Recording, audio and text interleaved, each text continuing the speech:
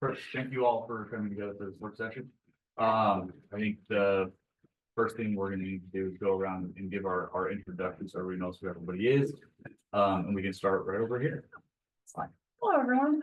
I'm Trustee Stoppel. I am with the Florida Department of Local Affairs. I'm the state specialist there, and I'm excited to meet Wellington. I'm Gail Langley. I'm the state coordinator, again with DOLA, and we're here to support you and help in any way we can. Thank you. My name is Blair Silverberg. I'm one of the board members on the Main Streets Board, and I co-chair the promo committee. Dave Wiegand, I'm a Wellington trustee. Sophia Moore, one of the new board members and business owner in town. I didn't put your name, sister. Sophia Moore.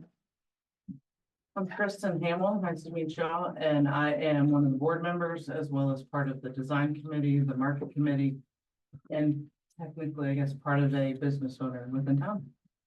Thank you. I'm Erin Jerome, I'm the Main Street Board President, and I run the Main Street Market here in town as well. Thank you. Kelly Carroll, board treasurer, and on the Main Street Market, and I am also a business owner in town. I'm Colbert. I am the vice president on the Main Street Board. Lowry Moyer, trustee. Trustee. Brian Mason, Mayor Pro Tem. Taylor Trustee, Mayor. Rebecca Daly, trustee and liaison to the Main Street Board. I'm Ed Cannon, I'm a trustee. I've also been a city manager for almost 15 years, and I've worked with Main Street organizations for that entire time. Very familiar with Main Street. Thank you. I'm Shirley Trent. I'll be your facilitator tonight. I have a long history of Main Street as well. I was just trying to think, Gail, it's been 10 years now. I've been working with Main Street programs across the state of Colorado.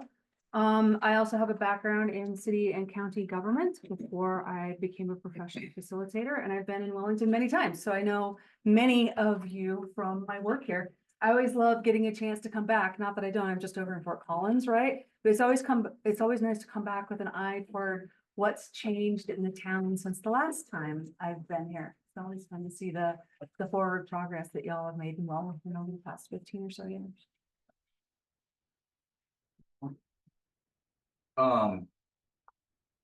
So basically, Gail's gonna give the overview of Main Street. Do you mind just a second, Mayor? Sure. Is that all right? So normally during a facilitation, one of the things I'd like to do is suggest a couple of ways of interacting because my role is a little bit different than anyone else in the room. From my perspective, for the purpose of this meeting, one of the things I need to do is make sure you get talked about what you want to get talked about. That's the first thing, right? And talking about it in a way that allows everyone to be able to express an opinion without going too far off track, right? So I have to kind of maybe corral you in a few times. I saw the mayor having to enforce the 2-minute or 3-minute rule tonight. That might be something you see as well to try to kind of wrap you up. And then also to make sure that it's as productive as it can be. And sometimes when I facilitate these meetings about matters that are near and dear to people's hearts, that people are very passionate about, that they're very well informed about, that they just feel very deeply about, it can get a little awkward and uncomfortable. And it's my job to let it get awkward and uncomfortable enough so that you get done what you need to get done, but not veer over into the area where we're no longer having a professional adult conversation. And that can be really tough for me to do as well.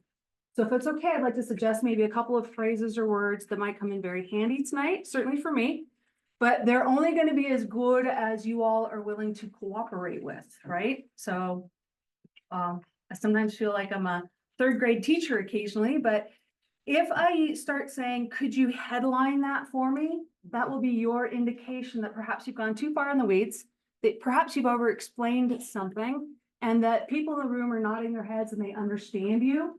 So what I'll do is I'll say, I'm just gonna, hey, Erin. I'll say, Erin, can I stop you for a second? I'll wait for your permission because you can just blow me off if you want to. I won't. Thank you. I won't. And you'll probably say wait. yes. And I'll say, what I think I heard you say was yes, X, Y, and Z. You'll say yes or you'll say no. And then I'll say, okay, would you mind just headlining that? And it's exactly what it sounds like. no more explanation. You just come up with a short version, the headline, the TikTok version, I guess is what we call it these days, right? The second thing that I might have to ask you to do is to maybe like take a timeout. I won't interrupt somebody who's on a real roll, but again, if it veers off and I start to see people, you know how you get tense stuff and you can just tell people are not having a good time. And I just say, hey, can we take a quick 2-minute break, stand up, stretch? That will kind of break that tension a little bit. If I don't understand something, because one of my roles here tonight is to make sure I kind of take notes, if there are any areas that the board might give direction on, or somebody needs to maybe have some consensus or agreement on a path forward, I might ask for some clarification there because I don't understand. So if I do interrupt you, it's not because I'm trying to be rude, I'm just trying to manage the meeting. So however you want to run the meeting, Mayor, I might just step in. I might even have to do it to you. I'm sorry in advance. I'm sorry in advance to everybody, right? How's that? The round of apologies just happened. Yeah, no, you're fine. Okay, thank you. I will just add one added credential of Cheryl working so wonderfully with our Main Street communities. She is a master facilitator. And that was why we asked her to not only join this meeting, but also other ones around the state. Because of all the things she just went through, she's really great at making sure when we all walk out of here tonight, that we have a productive meeting with some charges and tasks and things that we're all committed to. And then Ms. Langley, if you could please give us an overview of Main Street. Well, I've asked Tracy to do that for me. I said we're both talking. And we're rude with one another all the time, constantly interrupting each other. So she might supplement here. I will try to headline this. I'll give the quick overview of Main Street for those of you who are not familiar with it. But the Main Street approach is actually something that was founded in 1980 by the National Trust for Historic Preservation. So it's grounded in historic preservation, and it's all about kind of preserving our historic downtowns. Well, the historic buildings, the traditional buildings don't work unless there are businesses in them, right? And so keeping them alive. So it's also about economic vitality. And what that also entails is making sure that people know about your downtown, get into your downtown and spend money in your downtown.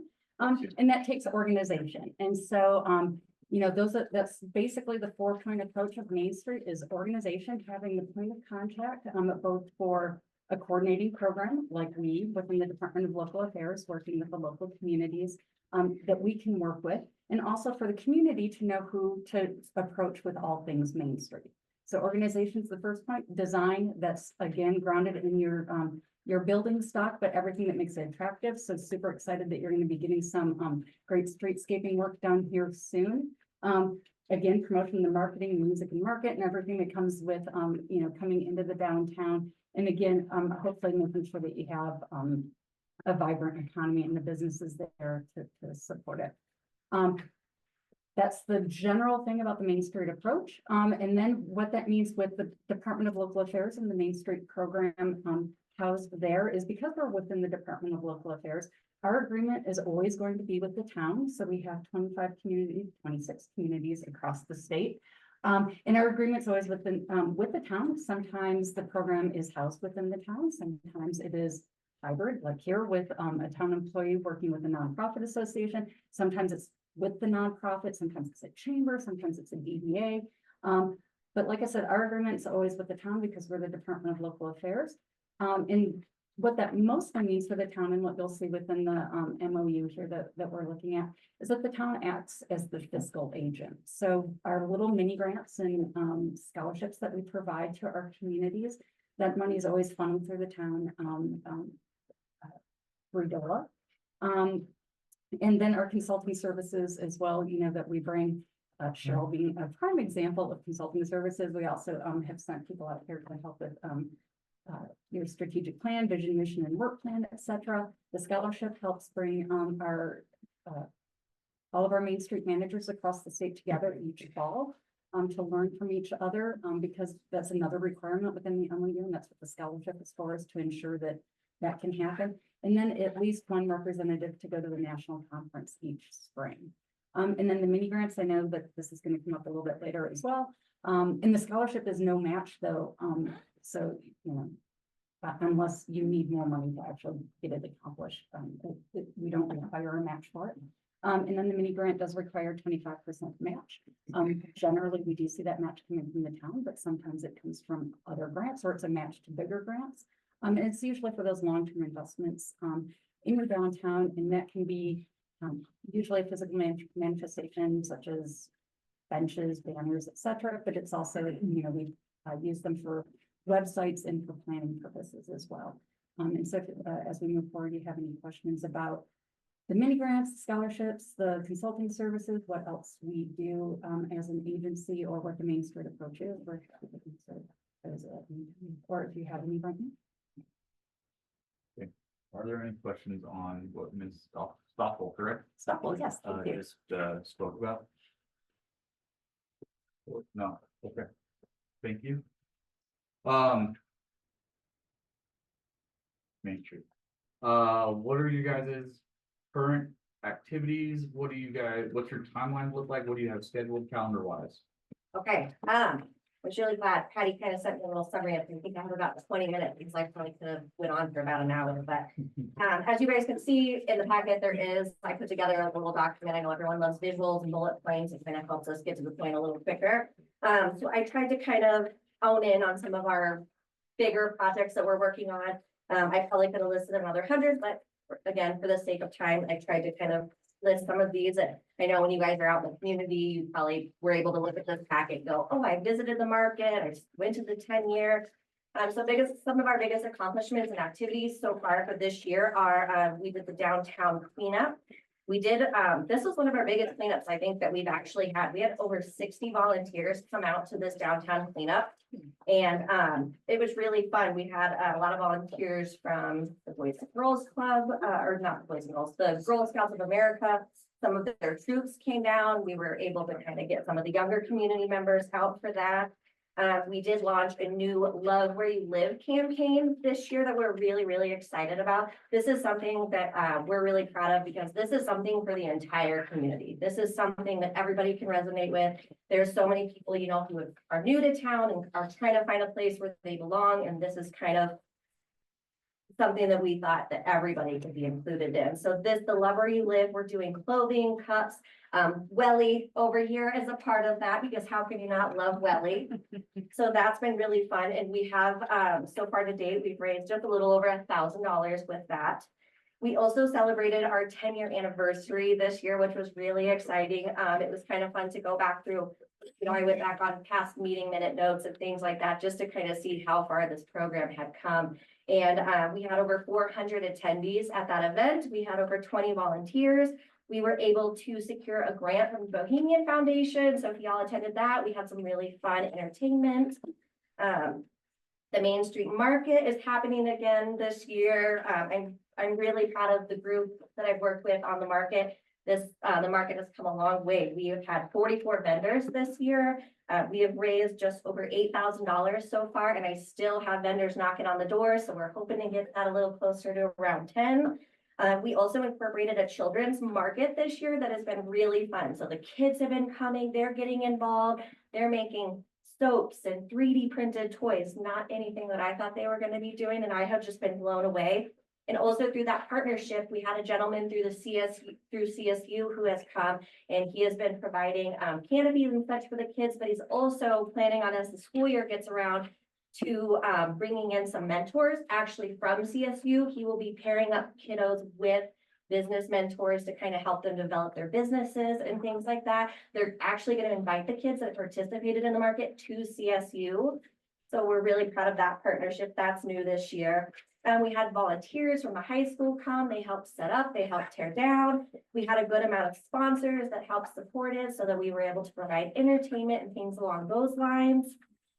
As you guys have probably noticed, we did the flower planter program again this year. That's another program that's really awesome because it doesn't just encompass downtown. We were able to expand those planters down 6 so that everybody kind of coming in off the interstate can see the beautification that we've done to the town. We have raised a little over 2,000 with that, and we've had 18 sponsors this year. So that's a really good deal. We did I'm sure that you guys have seen some of the signage around town from the previous sign and awning grant. We were able to revamp that a little bit this year. We just kind of realized that we were asking for information that the town was already asking for as far as permitting and that. So we were able to just kind of get rid of some of our specifications and make sure that as long as the businesses had all of their information and proper permitting from the town, that we would go ahead and fund those. We were able to award one grant so far to Rose and Co, the Nail Gym. They have some really cool new signage. And then we have a couple others that we know are in the works. So we're excited to see those happen. We have been able to disperse a little over $8,000 in funds, and we still have a little bit left. So we're hoping to see some new businesses apply. And it's just some of our other ones that I kind of listed here that we just felt as a group were important to recognize. The Byron White Memorial was finally finished up and able to wrap up this year. We did a ribbon cutting in partnership with the chamber that happened during the 10-year celebration. The new accreditation standards came out this year. That was a really big deal. I know that they do a lot of work with those. And then some of our upcoming ones I didn't want to leave out. We do have Trick or Treat down Main Street coming up. That always brings in thousands and thousands of attendees. I think we actually ran out of bags last year, and I had some left over in my closet, my salon, that we pulled out and handed out as well.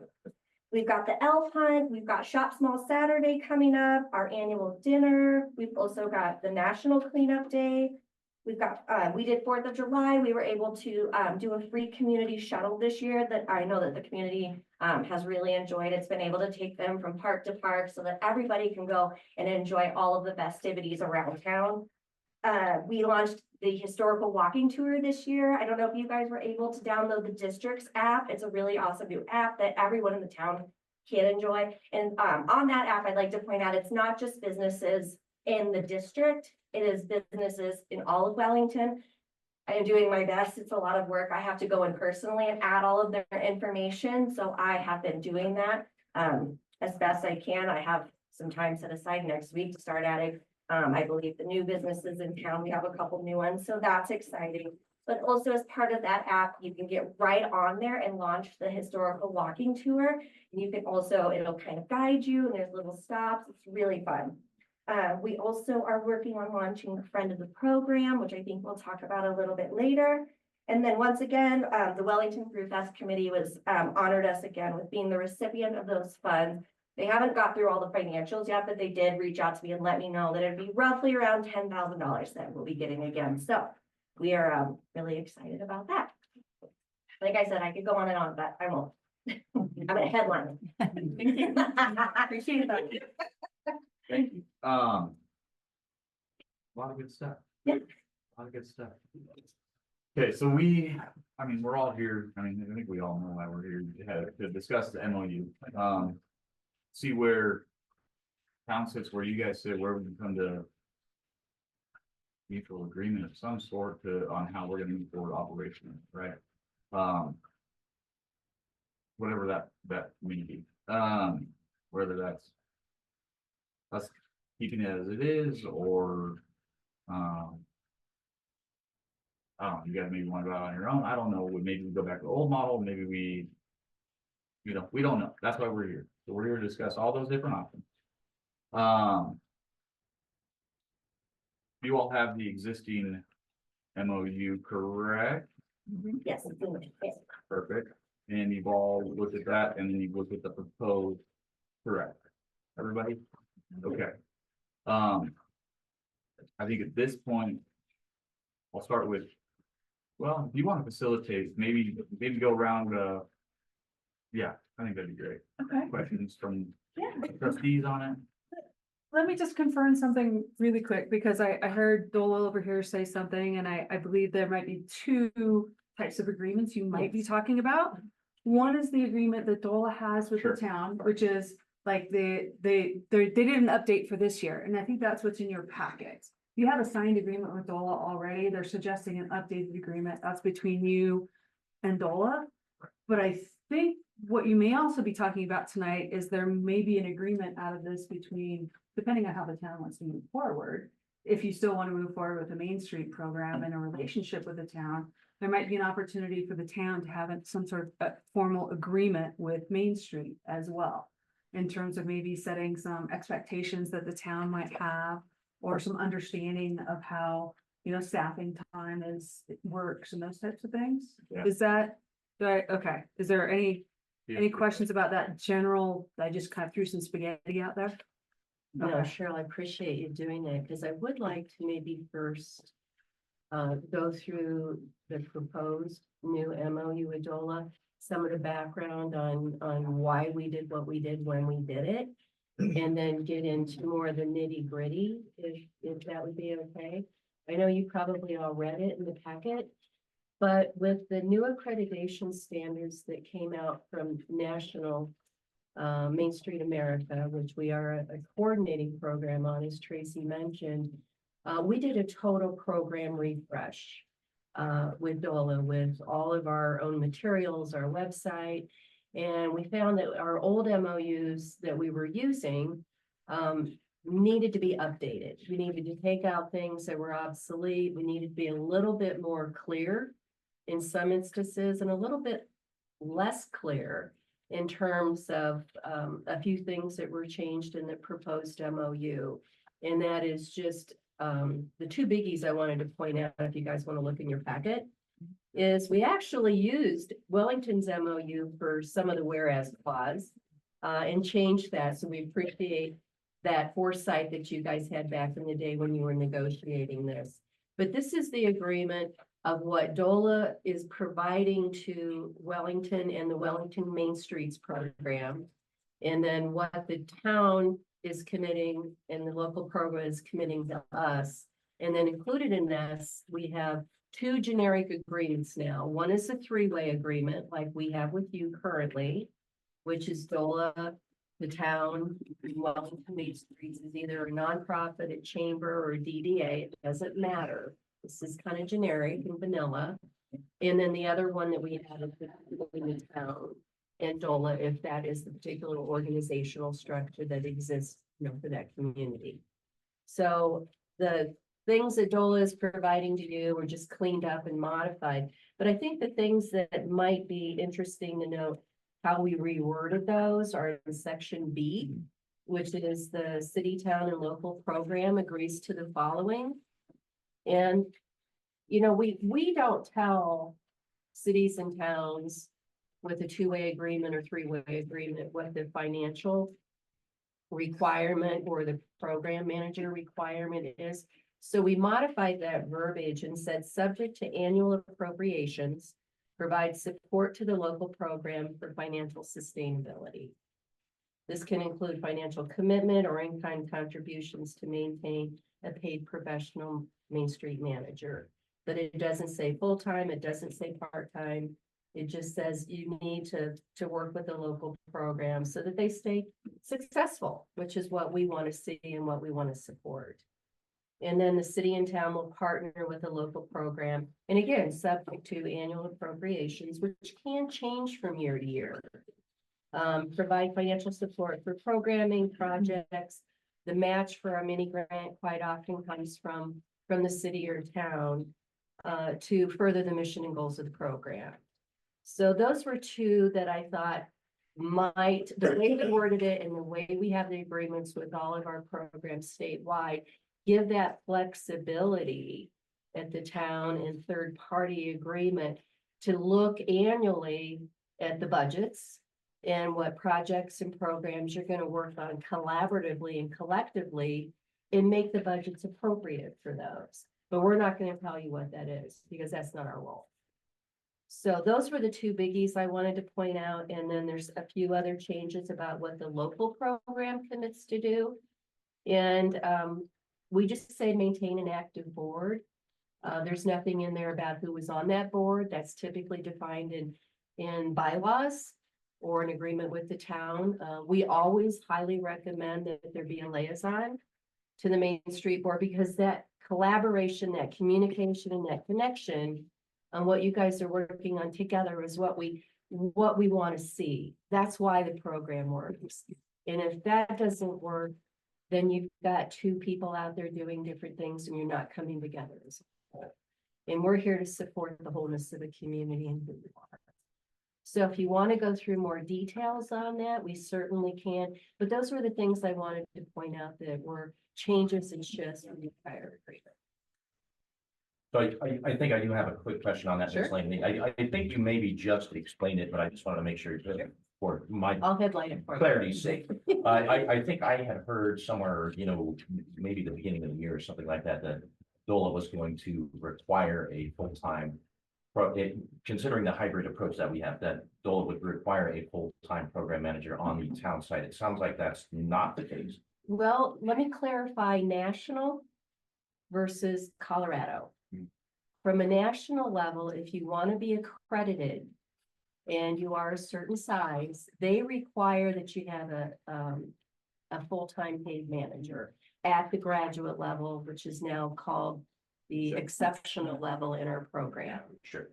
We, as the state, decided we did not want to put that burden on our communities because we only serve rural communities around the state. It's as small as Lake City with like 483 people. So we do not require that to be at your level in Wellington.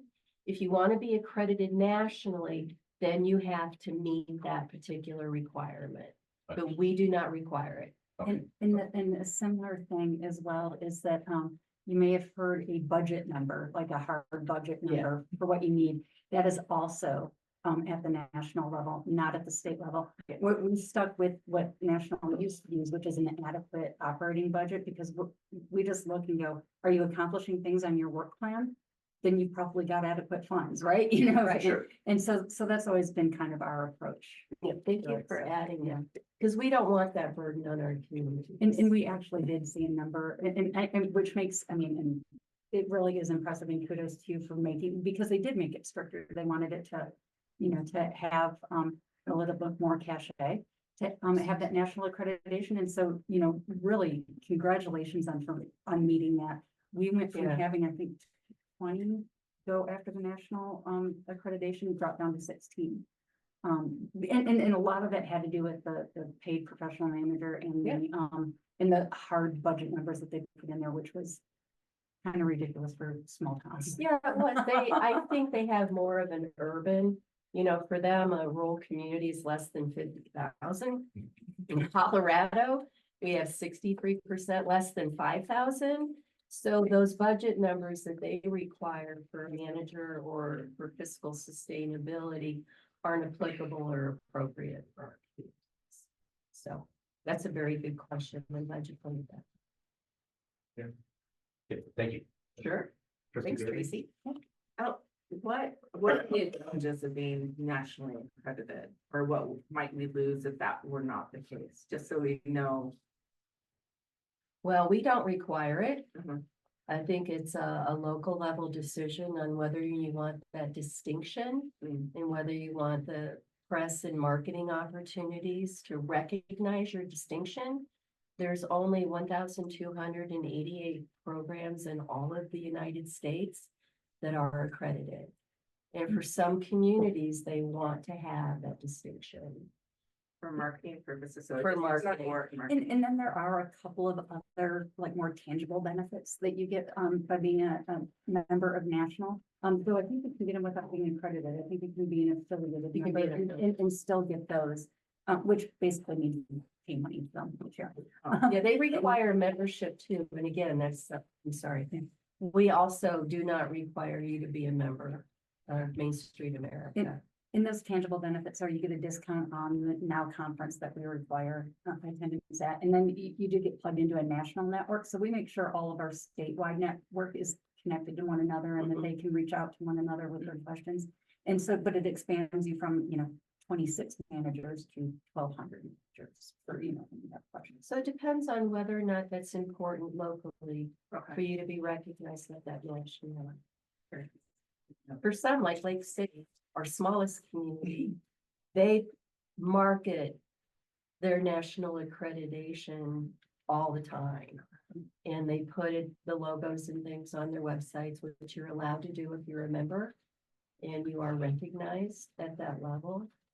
For them, it's very important. And I think it has helped them with that recognition, using that in grant applications and things of that nature. They have an amazing Main Street. Oh, it's amazing. So I off-road up there a lot. So, and we all often take the back way through the old ghost town that's Yep. up there.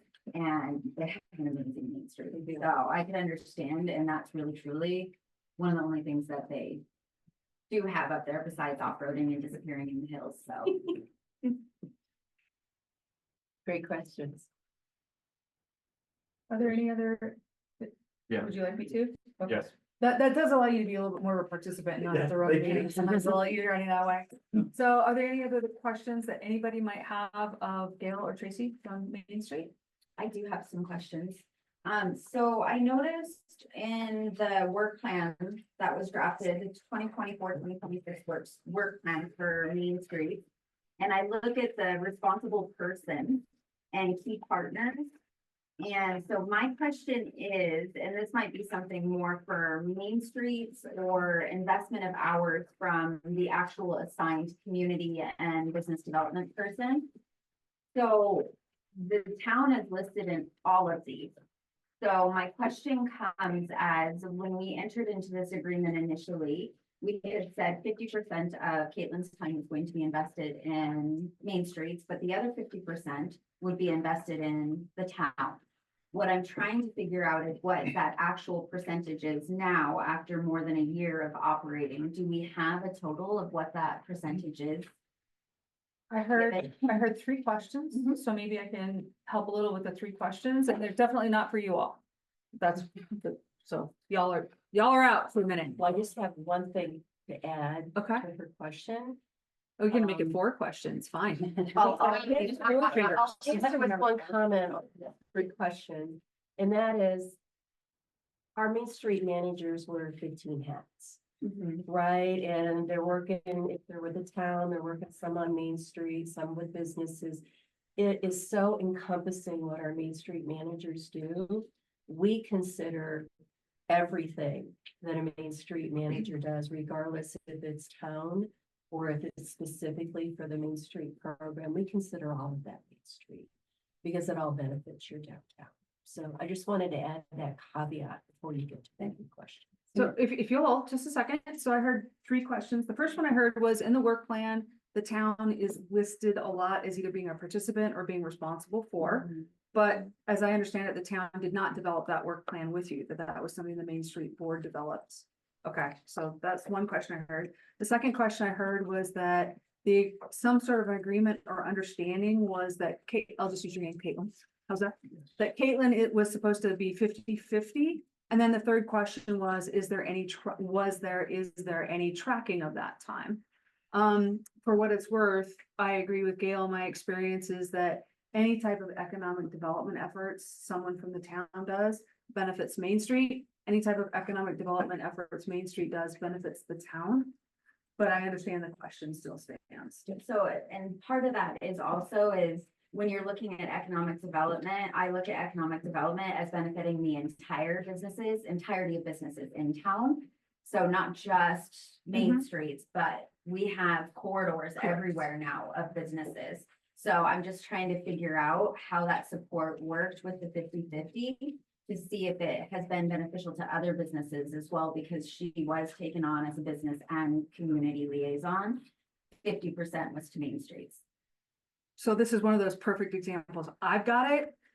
I think we all, okay, good. We're clear on the question. Anybody from Main Street wants to? I just want to clarify really quick that under the key partners where it says town, that doesn't mean the town board, which is, I think, the way that it's being interpreted. Okay. It's the town as a whole, like the key partners are the community? people of our town. Excuse me. So it's not saying that like town staff or town resources are the key partners. It's that it applies to our town as a whole and the community members and the people that we serve inside our district boundaries and our friends of the program as well. So it's not meant to be the town board. That makes more sense with some of these for sure. And I'd like to touch on that as well. So I think part of those key partners is what you were looking for as, you know, that Caitlin's responsibility was to support the town as a whole. So every time that we are working on a project, we are trying to figure out how we can include everyone. So if you'll look at like number 1, Main Street Market, it says, you know, the partners are business owners in town. So we have encompassed by bringing the town in, they have bought Parks and Rec in, they have, you know, had an involvement that way. We have invited all the other nonprofits and outside business owners to that. Like another good one maybe on here is the town is listed downtown cleanup. So once again, we coordinated it a little bit with the town, like the town does the dumpster days. So we're like, okay, town kind of handles that aspect. Now, what can we do? Because we've noticed that there's a lot more turnout when we're all working together. And I think that's where these key partners come into play, rather than just encompassing Main Street. If we can say, what is the chamber doing? What is the town doing on these days?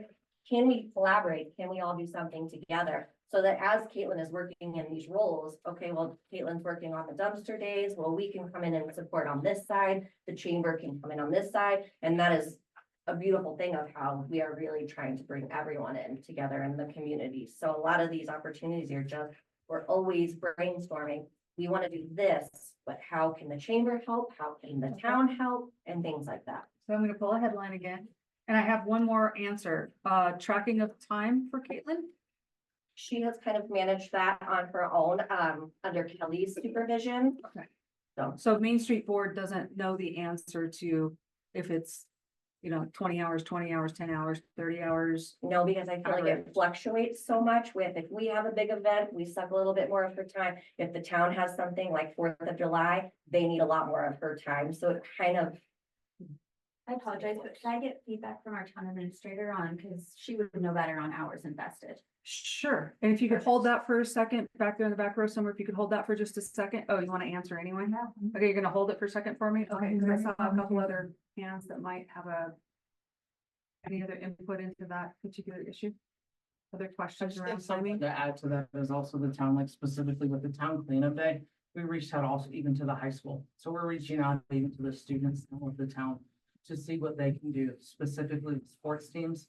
The sports teams were able to provide time during the day before the evening, before there's practices and that kind of thing. So not only are we specifically leading to the businesses and the older adults or the adults of the town, now we're trying to lead to those who can eventually become the leaders of the town, which I think is key in this program, because if we don't have this town backing by the younger adults or by those who are teens in high school, I think we're kind of throwing something. So the fact that we are leading out to them, I think it's key.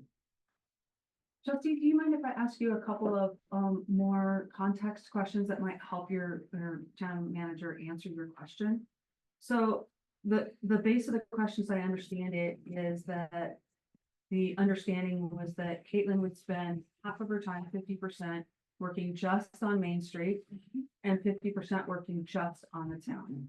Is there a concern on your part that something has failed or projects aren't being completed that should be on either side of that equation? Absolutely. What kinds of projects? What kinds Just of- the generalized reach out with business and community outside of Main Streets.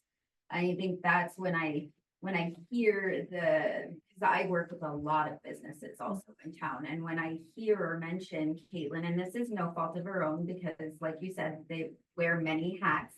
A lot of businesses have never even heard of her. So, and when I get that feedback regularly, where they're like, I don't know who to reach out to for this. I was like, well, reach out to Caitlin. She's the business and community liaison. They're like, we have no idea who that is. So, and then typically will send an email to Caitlin saying, hey, Caitlin, this person is trying to connect, wants more information, or I send it straight to Patty and she puts it on. But when in general, even people within that Main Street bubble, I'm hearing and that not all of them are treated equally as well. Okay. So, and that is also one of my concerns with this is equal representation, but also that 50-50 representation transitioning out into the town and into the community with the engagement with local businesses. So, and I look at. I think I understand. Got it. I think I do. One of the follow-up questions I would have is this then to you a Main Street issue? Or is this a personnel assignment management work product issue? It's separate from Main Street, in other words. Well, I think that Main Streets, there is a lot involved in it, and it takes a lot of time. So, and I. Your concern might truly- be that there's too much personnel time associated with Main Street, which Yeah. is taking away then Correct. from. Okay. Yes, and it's not anything that's a good thing, a bad thing. It's just when you look at it, is that, and that's gonna have to be something us as trustees and the mayor look at is, I mean, a $212 investment a year into activities and employment of one person. That's a lot of money to invest. And that's just what I could calculate. So we have 97,790 in one employee. So Right, almost that's the $100,000. Salary benefits, Yeah, all the et yeah. ceteras that go. So, and then you look at, we have 98,820 planned for community events, which also does include the 4th of July fireworks. But then we have 15,700 for economic development. And I didn't even, I mean. And you're I- looking at your overall budget is what. Well, and that's the concern is when you look at that funding, I kind of try and figure out, is a DDA the way to go? Is when you look at Parks and Recs involvement, you look at the library hours involvement, they're paid. I'm getting you a little off track. here, Yeah, I no, think. you're I fine. apologize. No, you're okay. Because I want to hold that conversation about other forms of like a DDA or, all of those Mhm. other opportunities that the board might want to consider for having this type of financial investment in economic development. You're going to have the same conversations around staffing with every single one of those. Mhm. Because, right, a DDA is a specific district, right? A bid is a specific district. Main Street can only spend certain Main Street funds within a specific district. But I think to come full circle, and then, I don't know, Patty, if you have any information now, or you want to share it later, I don't know what your. But the issue I hear is that, it's not that the time is being spent in Main Street, it's potentially that not enough time is being spent community-wide in this business outreach opportunity. A quick comment before. I don't know. Is it directly pertinent to answering the trustee's question? Yes. You know the hours that she's spending. Not just the business outreach, I just wanted to relay that we have gone outside of our district a lot. I personally, maybe not always, Caitlin has the opportunity with the 20,000 hats she wears. But I visit Sparge a lot. We went into Slurps for our last meeting and we catered actually most of our meal from Slurps. I gave them recognition that way. We've worked a lot with Meridian, who was outside of our boundaries. I just actually set up a meeting with Grease Monkey. So we are working really hard to figure out new ways, and also you saw this fun little friend of the program. So we understand that that's a concern, and it is something that we're working to include everyone. You were right. It was pertinent. 2 thumbs up. So we have not tracked the hours. Okay, that's just bottom line. The hours haven't been tracked. Caitlin has taken on the responsibility of to work with the board that there was probably 100% turnover a year and a half ago. Yeah. And so, potentially there was more work put into Main Street than there was the town, and it's very hard. And I've had to do this before, where you have 2 masters. You have 2 bosses. She was trying to report to the Main Street Board and keep them happy and keep them satisfied with the work that was happening. And then she was also reporting to Kelly Hoagling, who had her own list of things that needed to get done. So it is a difficult place that Caitlin got put in, as far as the dual role. And Aaron and I have talked about this a couple different times, and we tend to disagree, but I do feel like, yes, there was more time put into Main Street. But I think it was because of It was almost a startup. it was a startup, yes. I mean, it was a lot of work. She had to do a lot of work and was really trying to help Main Street be successful. Okay. So that is what I have to offer. Can I just? Okay, go ahead. Sophia, please, Yeah, that's okay. I'll let Sophia first. and then- I think this is a small testament of what a small business like and the influence that it has made for myself as a kind of like a blip in the map of Wellington. I had no idea there was a Wellington Main Street market as of a year ago. And in the span of a year, just because she was the first contact, the first person that I was able to reach out to, the person who was able to involve me in the Main Street program, I'm now a part of the board. And like, I think that there's only like maybe the missing link between knowing that she's there and not knowing that she exists is the willingness to reach out and find out that there's a program. Prior to me meeting her, I had no idea that there was even a market, you know, like, I think it's maybe a little bit of growing pains of becoming a more substantial part of Wellington life, that we're there every week. But I think businesses as a whole also need to have the ownership of reaching out and finding out where are the resources, where can we get involved? And I think once you have the willingness to find out where to find the resources, the doors are always open. Thank you. But is it on? I'm all of sorry, Wellington? I'm sorry. We had another comment over here first.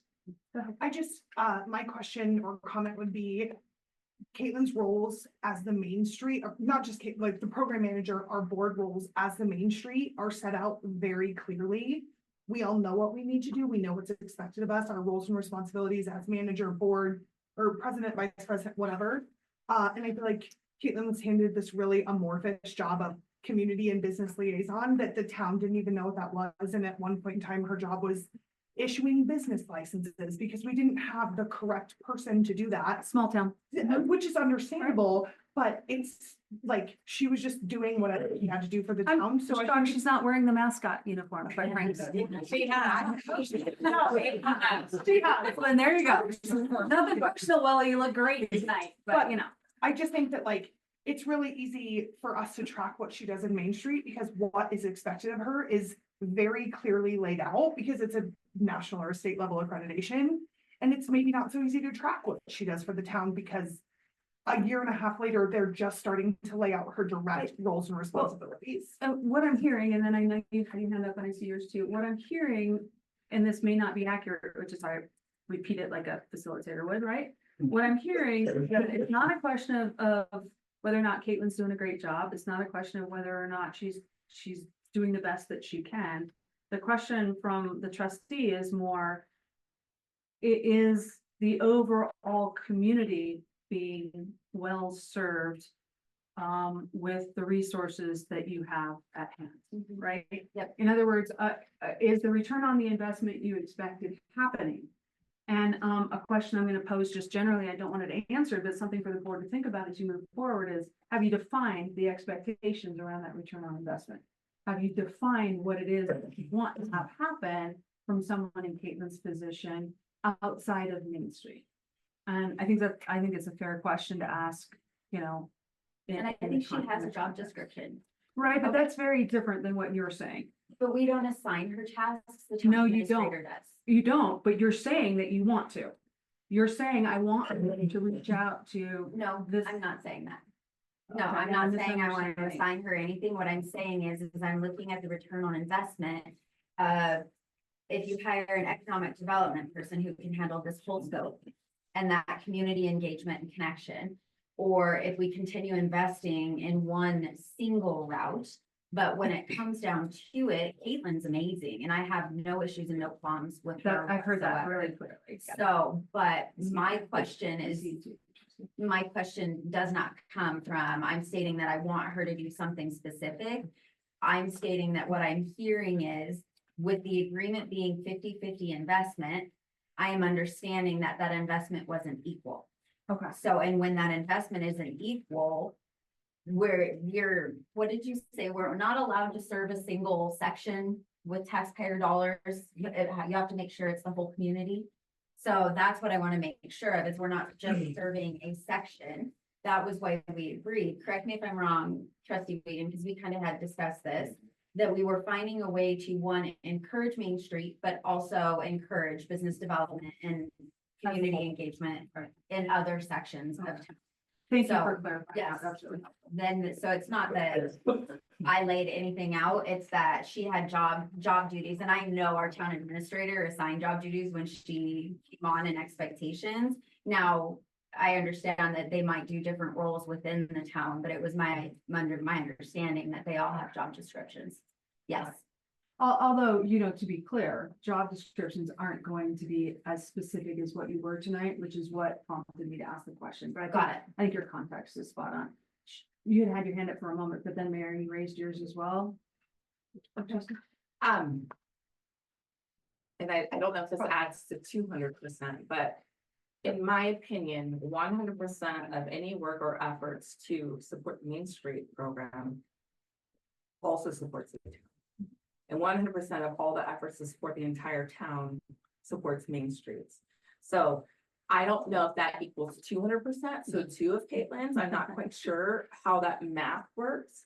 But I know that each direction, every task is supporting one another. So I believe wholeheartedly in that. So that's one thing. The other thing is studies show that thriving downtowns improve economic vibrancy for an entire community. So that kind of backs up that idea of if we are supporting our downtown, it actually, from an economic perspective, supports and improves the entire town. So So other these businesses outside of the Main Street district? absolutely, it's getting traffic, it's marketing, it's telling people all about Wellington, it's keeping them in town, which is like our big thing. They fall in love with Wellington from all these promotional opportunities and events, then they become loyal to all of Wellington.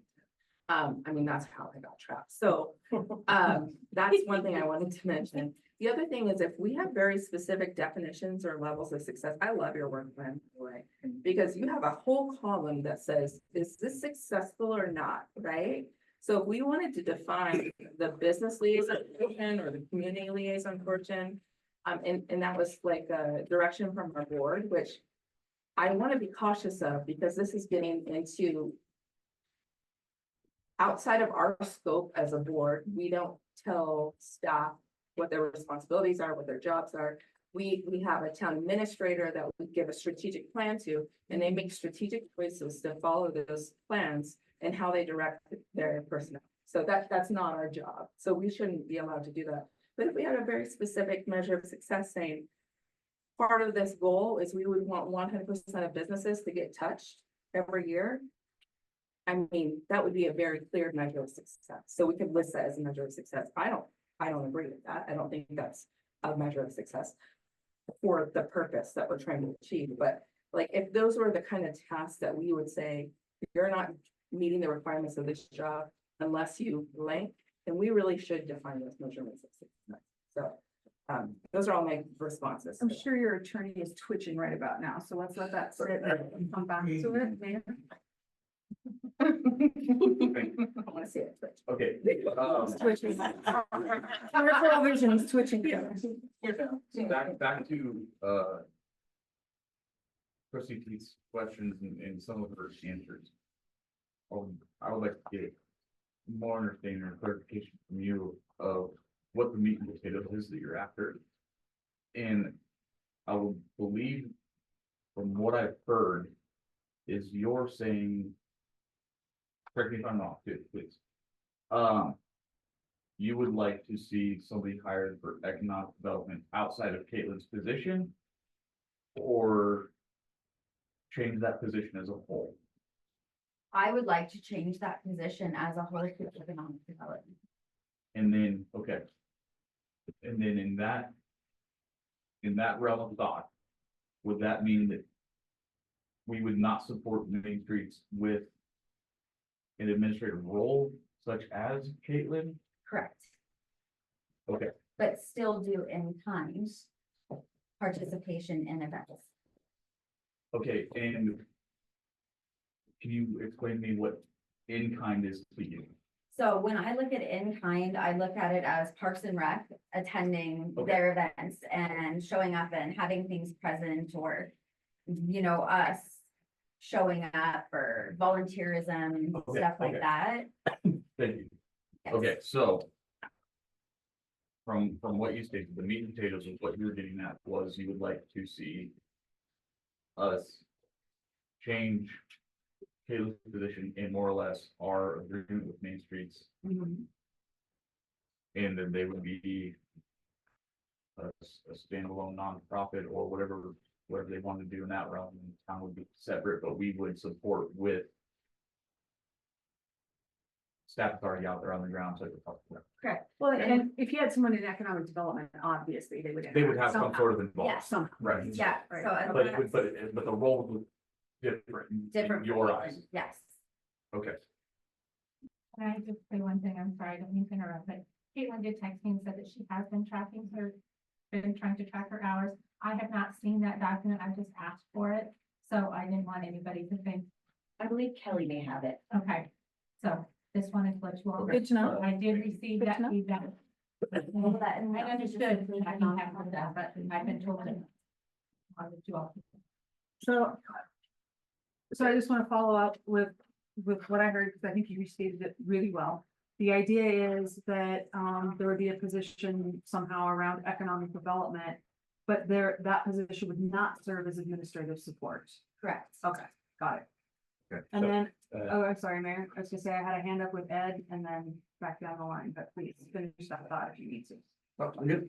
Okay, Ed, down the line to the Mayor Pro Tem. Well, I've got a lot of questions. Wait, about, do we want to finish out the staffing conversation first? Yeah, let me. And then finish move that. on to other topics? Okay, let's finish up, Let me finish please, that. yeah. the This staffing is not the conversation. time or place to talk about staffing levels because that's a budget decision. And for next year, we're here to go over the MOU for Main Street and how we're going to work together with Main Street. That's the purpose of this work session. Mhm. I appreciate what you're saying. I think economic development is important to our town. And I think there is a need for economic development at some point, but I don't know when that is, but tonight's not the time to do that. So like I said, I do appreciate the conversation. You might have asked a couple of questions since I got the floor there. I looked through your work plan. First of all, I just want to say thank you for what you're doing. Okay. I mentioned before, I've been working with Main Street organizations 15 years. And I've run sessions at state level about Main Street. So I understand the purpose of Main Street. And the 3 years that I served as the town manager, plus the time I'm on the board now, this is the first time I've seen both boards get together and talk. That's so encouraging for me, you know. Because in the past, what I saw was there wasn't a lot of coordination between the town and Main Street.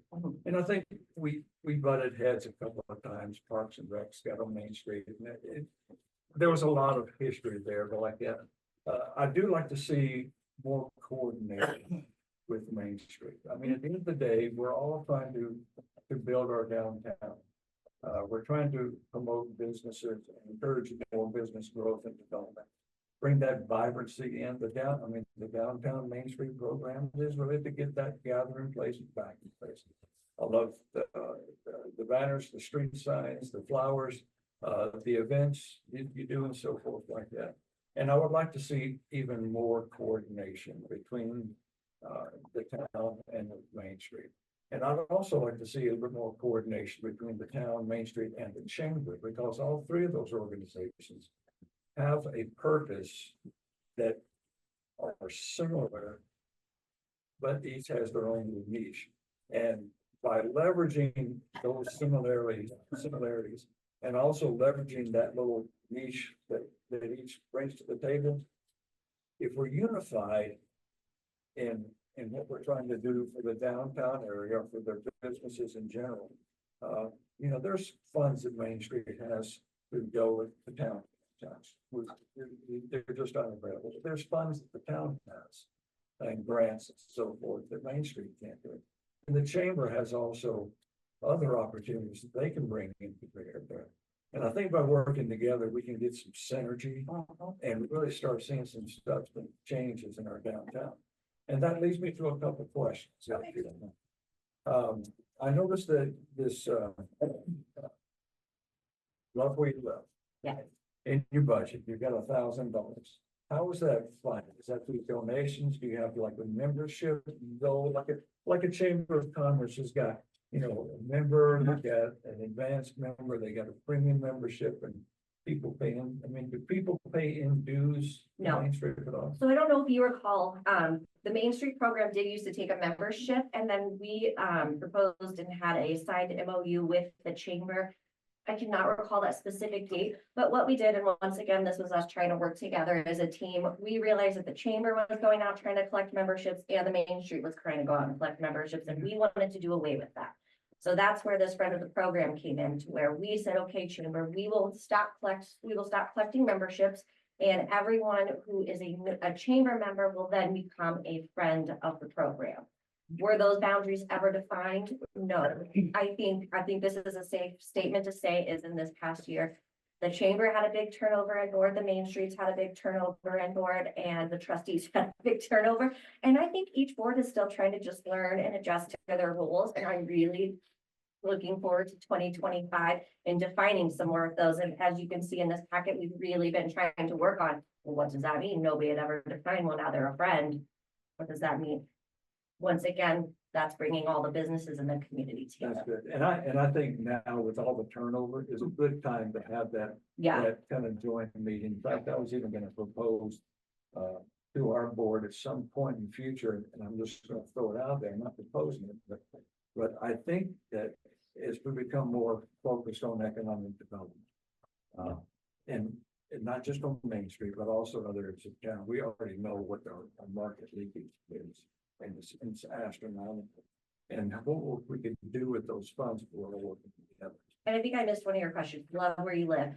We have been through fundraising, doing that, and then also I believe as part of our mini grant dollar, we are able to purchase some more of those items as well and use some grant dollars for that. But it's come from fundraising, and the money that we've raised, we've just put back in.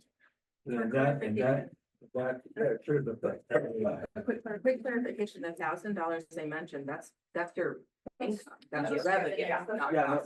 Okay. I know, That's like that. and that's where I was Sorry. wondering where it came from. Oh, okay. Can I just clear that up a little bit? So Love Where You Live is like our merch campaign. So that's just the slogan that we use. So we have like t-shirts, cups, stickers. We have little like stuffed welly dolls that have like the little Wellington W on them. So that little over $1,000 is all just from our merch sales from like participating in community events.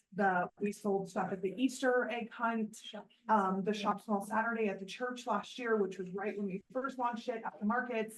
But that $1,000 is just sales that we have earned by selling t-shirts, hoodies, whatever we have. So Love Where You Live in so much of program as it is kind of like our grassroots effort to try to draw in investment back into our community, which is where Welly came from. There's a whole William Mammoth story. I don't have to tell it, but Nope, you don't. We headline that. I heard it so much. Facts and facts is what it fails. So I see a hand.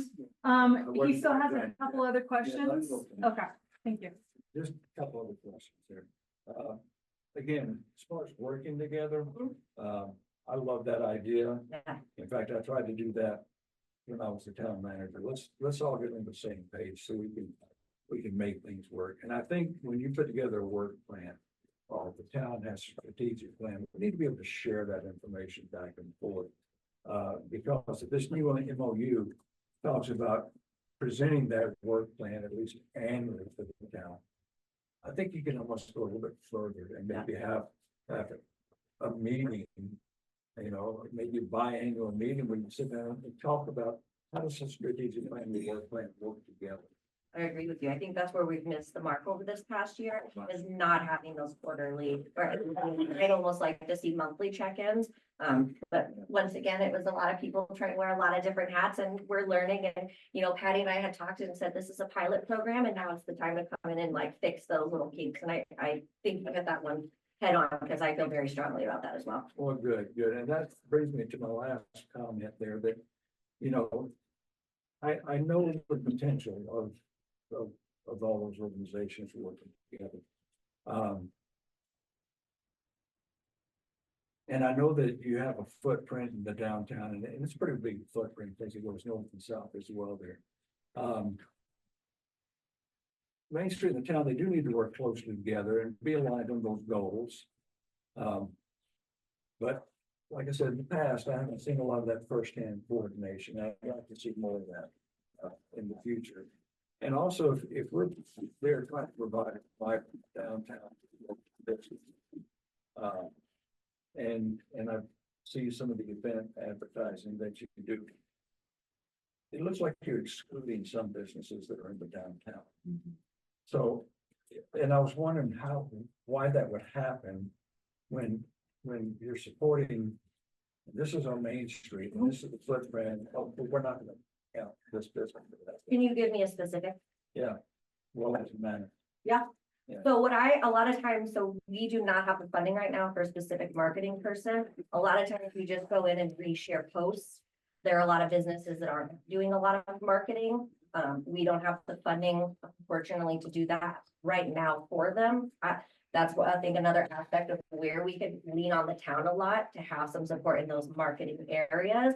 You know, we've also got Papa's Table. They don't really do a lot of marketing. I don't think I've ever shared a post of hers just because she doesn't have a lot of marketing. I try where I can. We try very strongly where we can. We share events. I have put all of those businesses on the district's app, and I've also reached out and asked businesses. We did have a actually promotions committee meeting where Lisa attended, and I had let them know that if there's anything specific to be added, that just send it to this email address or send it to me via Facebook or Instagram or tag, and I am more than happy to share.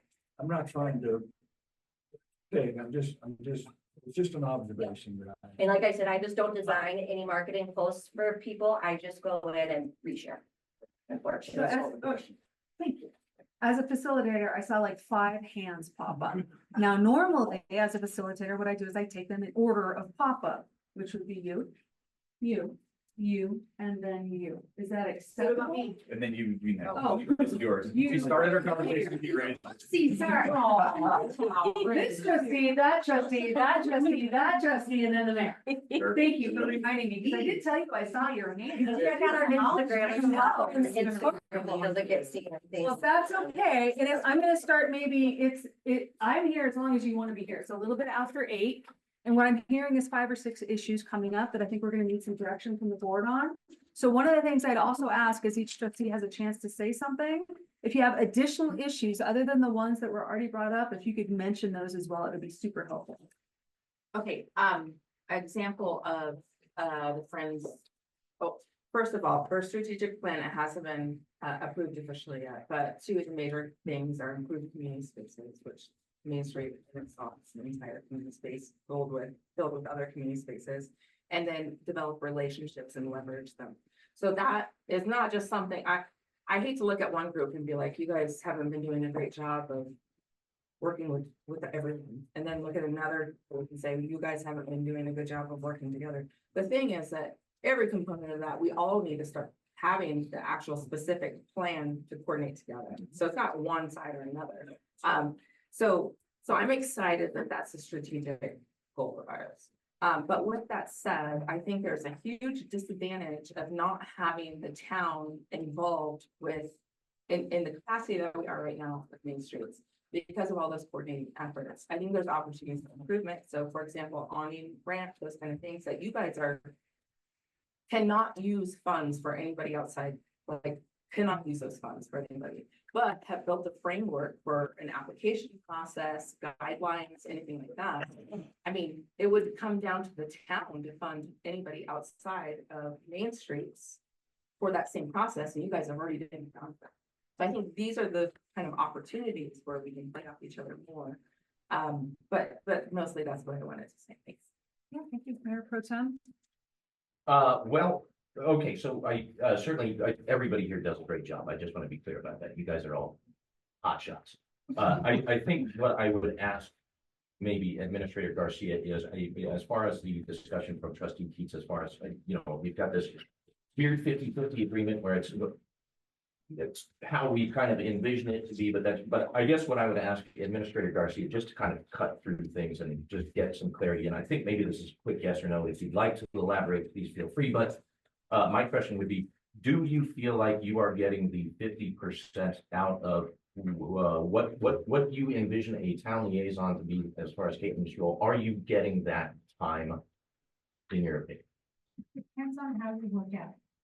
Because as we've all talked about tonight, the work on Main Street work a lot of times overlaps with the town. I mean, it's one and the same. She's supporting Main Street. She's also supporting the town getting things done. So it's really hard to define that. And actually Kelly Hoagling oversees the position. She wasn't able to be here tonight. So that's where the relationship is. Sure. But from my perspective, that's, in the beginning, for sure, there was definitely more in Main Street, but again, there was a reason for that. Sure. And there were duties maybe that, we had that we were working on internally that, you know, we split across to other departments because, you know, Caitlin needed to spend more time with the Main Street Board. So I don't know if, I mean, I can't really answer it. I Okay. mean, And no worries, because it's kind of gonna lead into something else I'm gonna ask here, and really this is maybe just more for board consideration, which would be that I suspect maybe where this conversation is probably trying to go is, do we want to ditch the hybrid approach and say, hey, Main Street, you guys need to go get your own program manager, and we are not going to have an administrative professional on our side of the house to do it. I don't have an opinion on that quite yet, but I guess what I would say is a lot of these things are very much going to, I mean, all of these events require some administration from the town regardless. So I guess what I would say is if we say, hey, Main Street, you guys need to go get your own program manager, they're still gonna have to come back to the town, and the town's time is still gonna be used regardless, and it's gonna be from a different staff at that point. So does that solve a problem for anybody? I wanna throw that out there so folks can think about it. Thank you. Okay, my question's gonna be. Okay, Okay. if we go where we take away our liaison, how's it gonna affect you guys, your operation, and you still function? If we gave you the option of maybe doing a joint program manager where you guys provide cash, you know, work in conjunction with ours to take some of the burden off, would that be a feasible option? What's your thought on that? So I'll be very honest with you. Right now, that's what we are doing. We're taking on, I will say I'm working a part-time job as a volunteer for this program. I probably put in about 15 hours a week alone in my position as president to kind of make up for the other, because we only have Caitlin part-time. If the town isn't unable to give us the support, the program will most likely fail. Nobody. Probably, yeah, Main Street, I would say for Wellington. I guess think about it this way. If you were applying for a job and we told you we have to try to fundraise for your money, and if we don't make the funds, you're not getting paid, you're probably not gonna wanna come work for us. Right now, we strictly make most of our funds off of our fundraising efforts, and those efforts have gotten really difficult around town. With the high school, small businesses are really struggling right now. So we, as a program, are really trying to get creative with not leaning on the community for funds, but trying to find outside sources to go in and try to help fund them. So we don't want to take business money out of our community to try to fund this position, or I should say out of our small business community. Yeah, we've done it all three ways. I have been a part of this organization since the town funded it. I was a part of this board when we ran ourselves, and I will tell you that when during that 1 year of us running with no executive director, the entire board pretty much left because they were working 20+ hours a week and still trying to run their own businesses. So it would be a struggle. Okay. Any follow-up to that, sir? Before I would say pretty much what I'm hearing, that if we don't provide some support, you guys are done, as far as the way you're operating right now. Unless Gail has some really creative way. And we will want to come back to DOLA funding with regard to that staffing conversation, because that will have a direct effect on whether or not DOLA funds. Based on the MOU, we have with you. Paul, you are next. Let's go out. Yay. Okay, I have a lot, I've just been sitting here taking notes. So first I want to touch on something that Trustee Cannon brought up. And you commented about the chamber, the collaboration, all members of the chamber, they're like are by default now friends of the program and then listed on the app. But I had the app up and I don't see anybody past 4th Street. So you said you're still in the process of adding new businesses, but I know that a lot of them are established past 4th Street. On districts. Yeah. So and that includes the manor. Yeah. But not exclusive to the manor. Like there's nothing past like 4th Street. So I'm just curious, like if there's a path there and when and maybe why that is happening.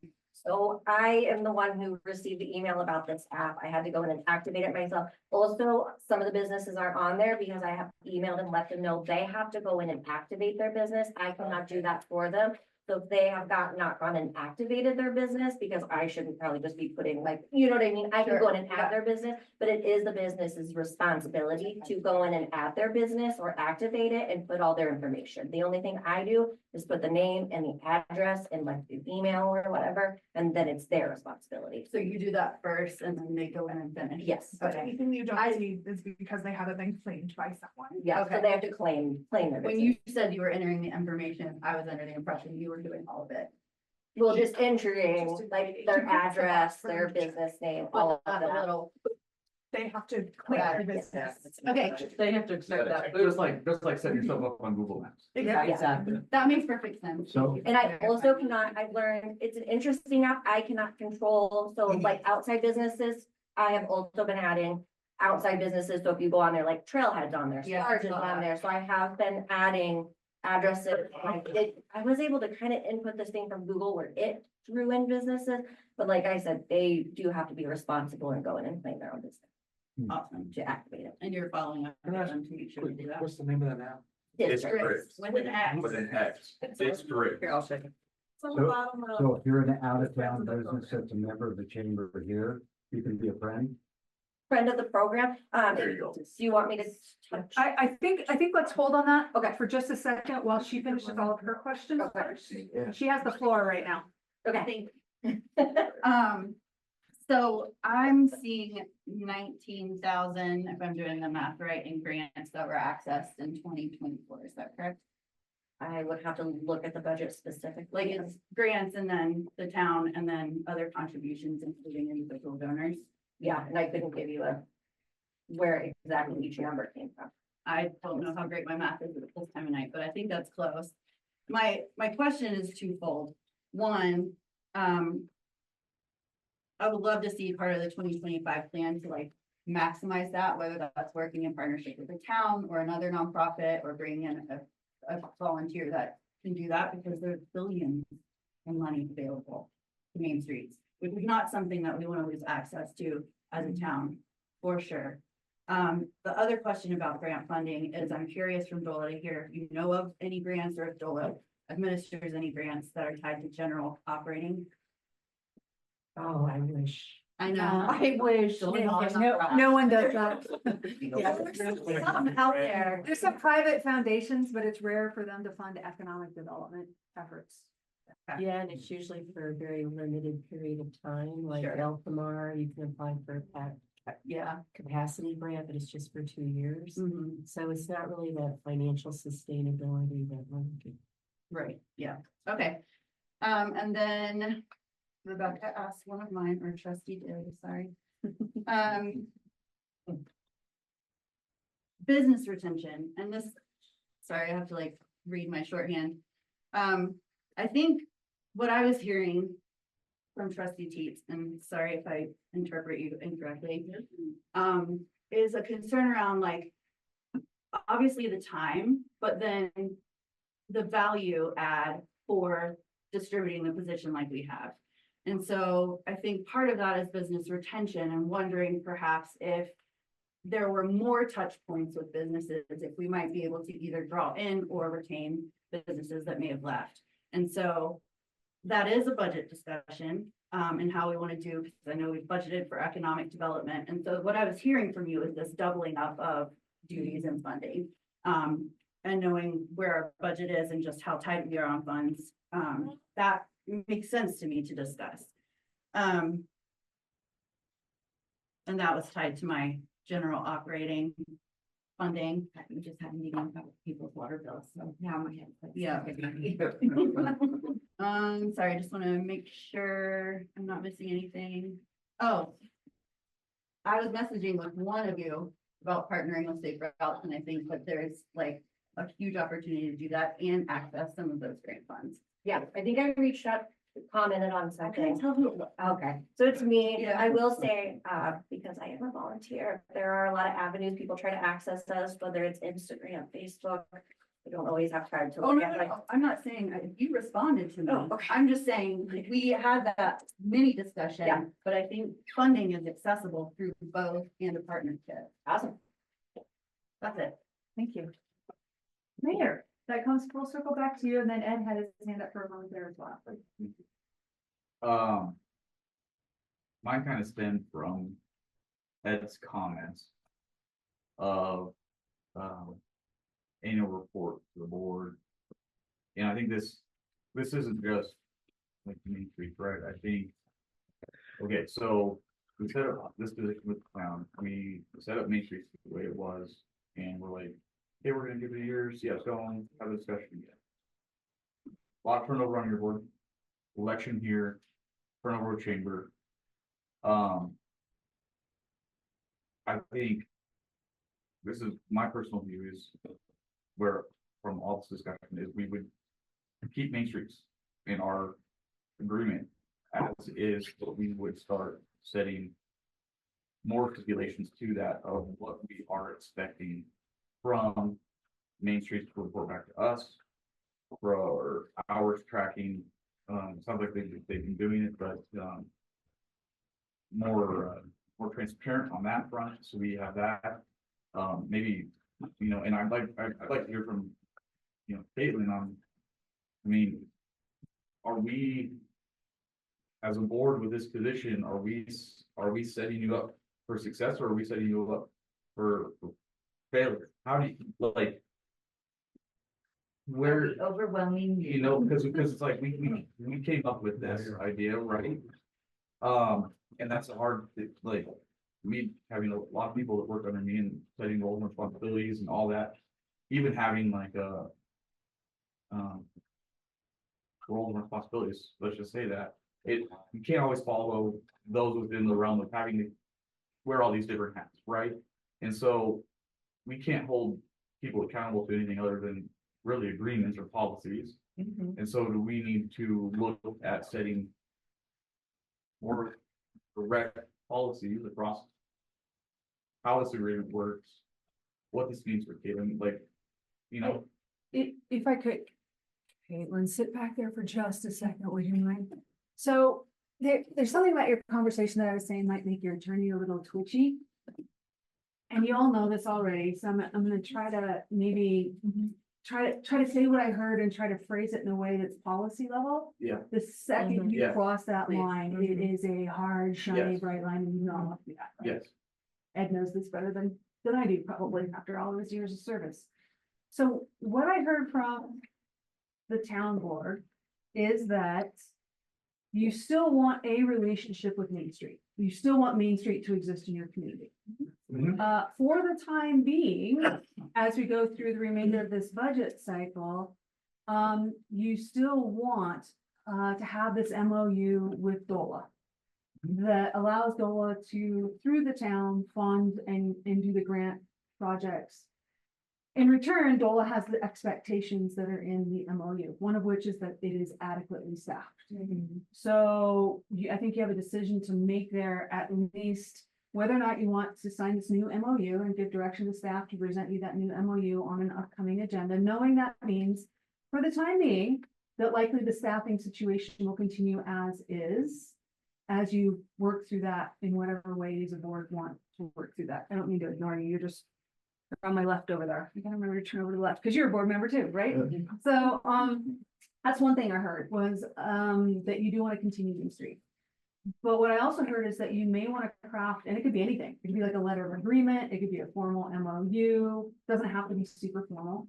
But that what you want to include in that MOU is some agreement about how staffing works, because I agree, Mayor Pro Tem, you're right. Somebody is going to have to do the administrative work that's involved in what Main Street does. If you want these things to continue that Main Street is doing, somebody's gonna have some, and my boss used to tell me, somebody doesn't work here. So I don't know who somebody is, but that'll have to be a conversation that the two groups will likely have. Because what I heard you say was, it is unlikely that you all as volunteers have the time to devote an additional 20 hours a week of your time to administrative type duties and other things that Caitlin is doing for Main Street. At a minimum, it's 20 hours, because it may be, you know, more or less, right?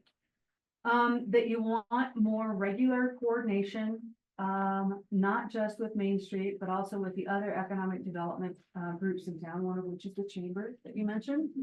And that at a minimum, your agreement with Main Street would suggest something like an annual meeting, monthly, quarterly, biannual, or annual reporting, updating on things like having meetings specifically about the strategic plan, how your strategic plan meshes with the town's strategic plan, how your work plan fulfills and meets the obligations that the town's strategic plan has in it, how those things can be more closely aligned and coordinated. That you do want, some sort of approach from Main Street that might, I wrote down the words maximize funding because one of the board of trustees said it. So you're talking about grants and maximizing other sources of funding, all of which, by the way, is admin work. That's all very, and reporting on those grants, the safe streets, you know, it's a federal state program. The reporting on that is, it's a beautiful program, but oh my gosh, yes, you would know. Like all federal grants. Yep, you would know. So, and that MOU or that letter of agreement have some sort of expectations about what might happen. And usually the way that works is you all come up with that series of expectations through your work plan, and it's attached to that MOU. And then those regular updates show where you are in meeting those expectations. Because you have to report to DOLA anyway, all the time about those expectations. And that's part of that admin work, right? Yeah. Is that packet, the reporting actually included in this packet? You guys didn't, okay. You can find it online, I'm sure. And communities report quarterly to us. Is part of the requirement in the MOU, but also our commitment to state legislature on how well the program is doing. So we continue to get funding to support the communities. Right. So outside of the Main Street program and yet connected, I heard this overall issue of economic development in town. And I would suggest to you that economic development means a whole broad range of people and things, right? But one thing I heard specifically was that outreach to all of the businesses, a specific personal face-to-face outreach to all of the businesses with whomever is doing that kind of work for you, whatever you want to call that program. But that's something that you specifically want to see, and you'd like to see it sooner as opposed to later. You'd like to see that happen. Well, we have that in the community and business liaison. Right, but you're saying what I heard you say was that there are businesses that you feel have not yet been outreached to, that's incorrect grammar, have not yet been connected with, have not had that personal face-to-face, have not sort of been wrapped up in this conversation with the town about how the town outside of Main Street and outside of the chamber can support things of business. That's one of the concerns that I thought I heard you say, Trustee. Well, yeah, no, so my concern comes from, we are allocating all of Wellington's tax dollars to support 13 businesses on Main Street. Right, and I'm just saying it in the opposite way. I'm saying regardless of what happens with the staffing with Main Street, one of the things that you want to see, like tomorrow, if possible, is that outreach happens to those businesses. To all businesses. Throughout the community, right? Okay. So it feels to me then like you have some direction as a board that might be helpful to give staff if I've missed anything in there. So like there's 5 key points here with the Main Street program. There's the staffing issue. What does staff actually do and how much of it do they do for Main Street? Connected but separate is what is that same staff person, Caitlin, hi there, Caitlin, do community-wide throughout the town. And what does that look like moving into the future? There's this issue of sharing information, regular updates. There's this issue of coordination and cooperation that you can write into the MOU, but it can just be stated right here tonight so that everybody's clear on it. There's this issue of coordinating planning. What is the town doing? What is Main Street doing? Capital projects, budgets, long-range plans, as well as strategic plans and work plans. And then there's this issue of trying to maximize funding. And then as the board talks about that specific agreement, there might be some other expectations that Main Street board, you can suggest that the town might want or expect from you. Because there's a lot more that you're doing that, of course, the board didn't touch on tonight because they didn't raise that as a specific concern. So you can also hold those as expectations perhaps, or suggest those as expectations in the letter. So did I miss anything from the Board of Trustees perspective that you wanted to talk about tonight? I really think that we should be cautious. We've already stated, and like I said, we're about to adopt our strategic plan, but there's a lot of consensus that the relationships are what are really important to us.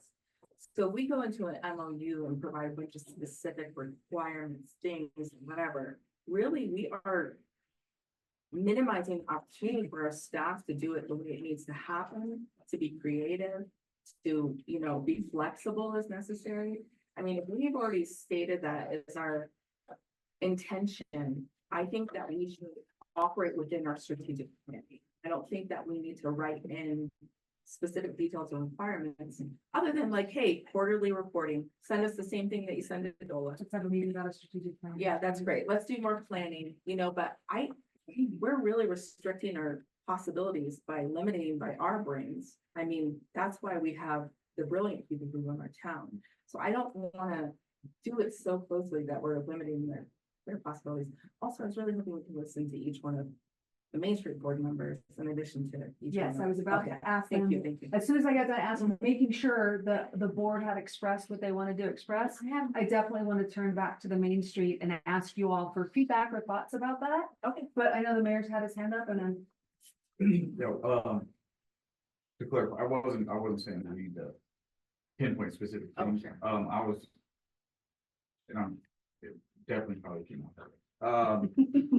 What I was more or less indicating was some KPIs for how the agreement's working, right? So we can judge, because right now, we've had this year, we have this turnover.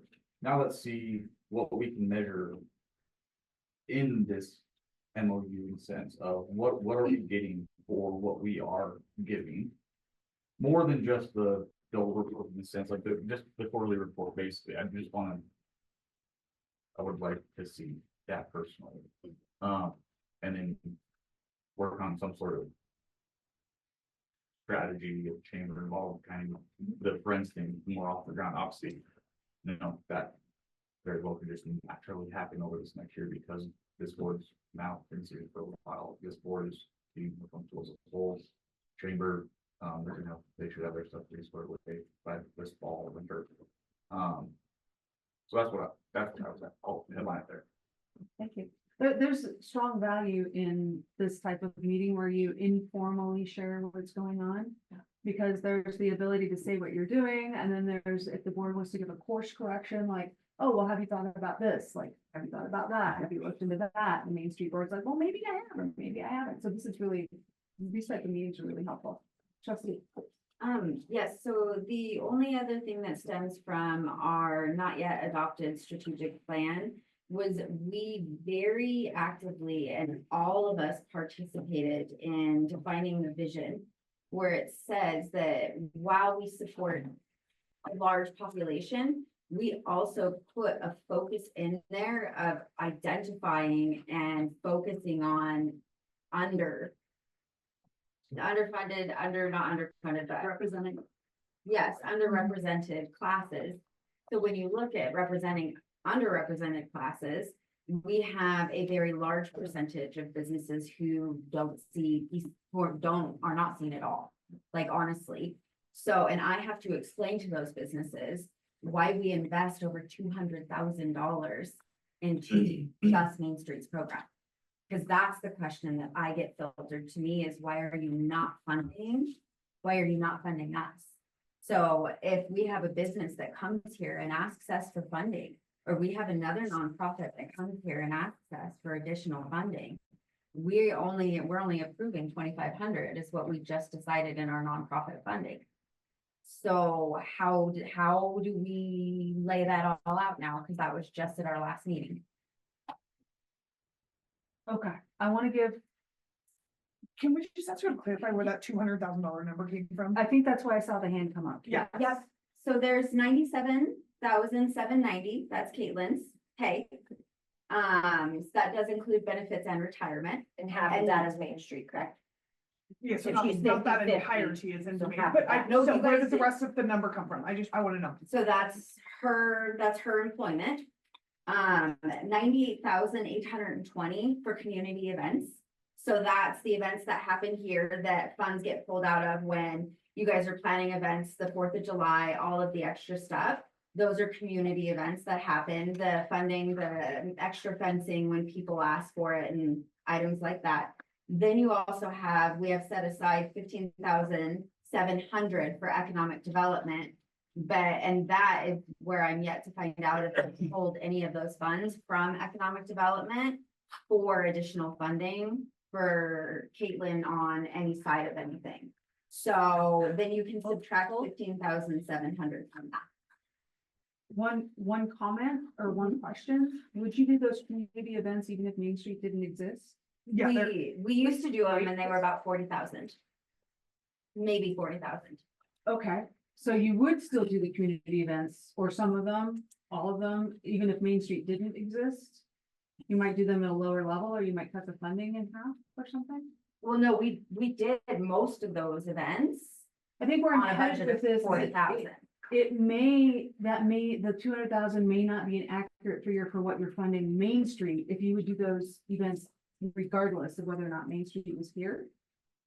I think that's what you, and I just didn't want you all to get an argument. If somebody's gonna get an argument, blame it on the consultant. I don't, right? I just wanted to, that 200 was a number I never heard before, and it doesn't feel, I don't think that it's accurate to say that $200,000 is invested in. Yeah, and that's Main the Street conversation I didn't want to have back and Yeah. forth because, Yeah, right, I mean, so that's where my clarification was coming from. Well, because also on our end, we have to report as well, so if we're, going like, James, you guys are getting $200,000. I know, right, and this is a public meeting. I'm like, no, we're not. She's had her hand up for a really long time and she's been So really mine patient. is not about the 200,000, mine is about the outside businesses. We at the Main Street Market are looking to businesses all over. Our businesses, if I'm not mistaken, and please correct me if I'm Yeah. wrong,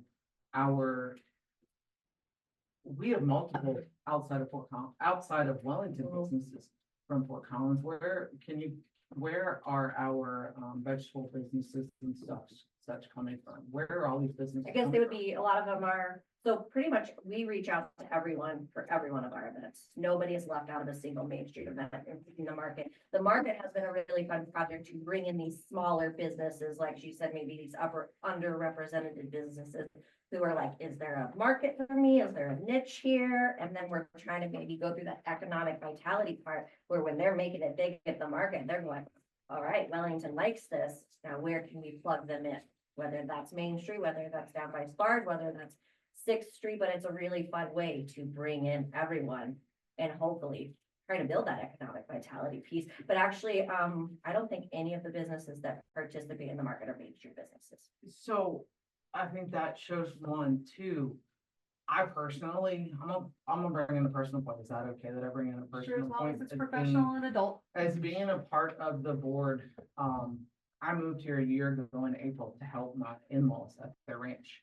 We are down County Road 9. I'm on the other side of the circle of County Road, and I am outside town limits.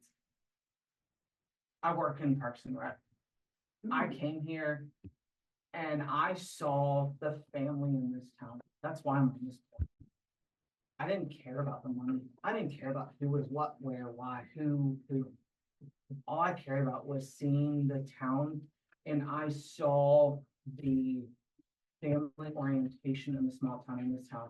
My girls are driving my husband and I nuts to move into town because they can't stand the fact that they can't ride their bike and find friends.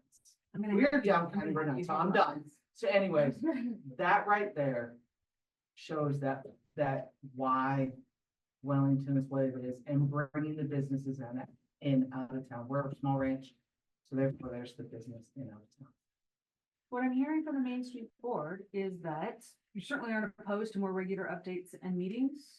You certainly aren't opposed to having some sort of specific agreement with the town that says this is what we're up to and. Well, and I believe in our MOU, there was supposed to be a liaison at every board meeting.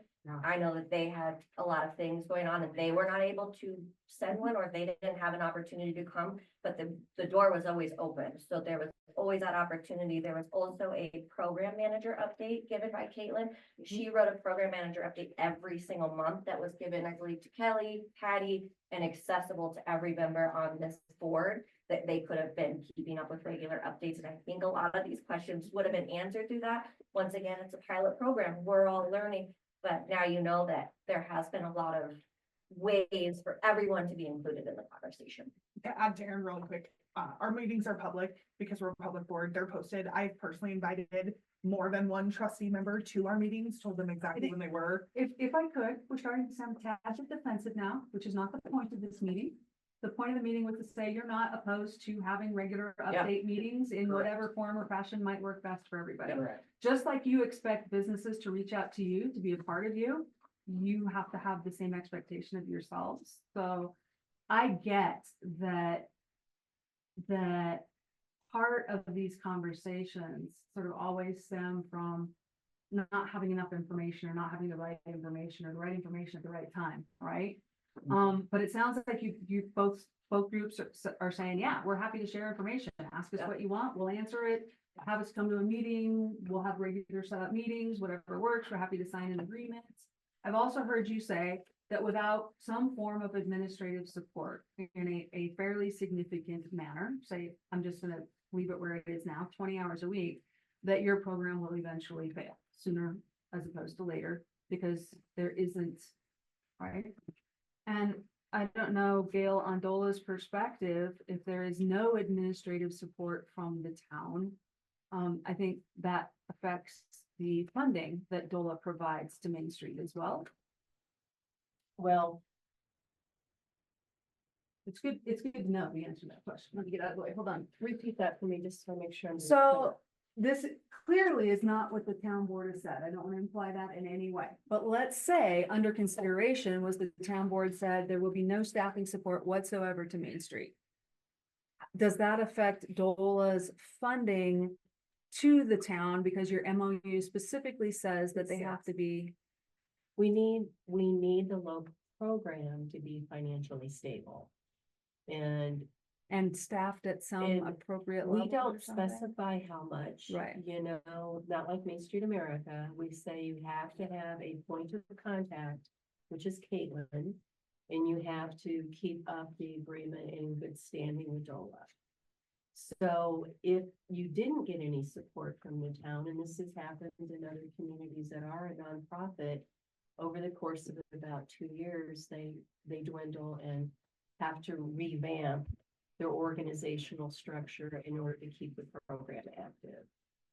We're not gonna technically pull back funding. We're gonna work with you and give you a grace period. It's been a year and challenge for everyone as you guys have regrouped and rebuilt. We will always give you guys grace, but take a look at the long term here. What is the implications? I'm getting tired. What is the implications of no support from the town? Because the whole reason why Main Street works is because the local program, if it's a third party, is working with the town on strategies and goals to increase economic vitality. And if there's a disconnect there, the program fails.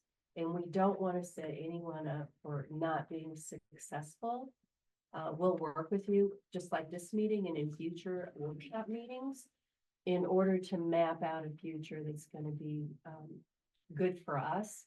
But really what we're here is to support you, making your community a better place. I don't speak for the whole board, but I am not in favor of cutting funding. Period. Look, I know what Main Street and the towns can do together when they work together. And if the town is interested and it's making an economic vitality and economic development and business growth and supporting existing business, if we're making that a priority, you can't do that by saying, well, we're gonna take one of our arms of that function and cut them off. That doesn't work.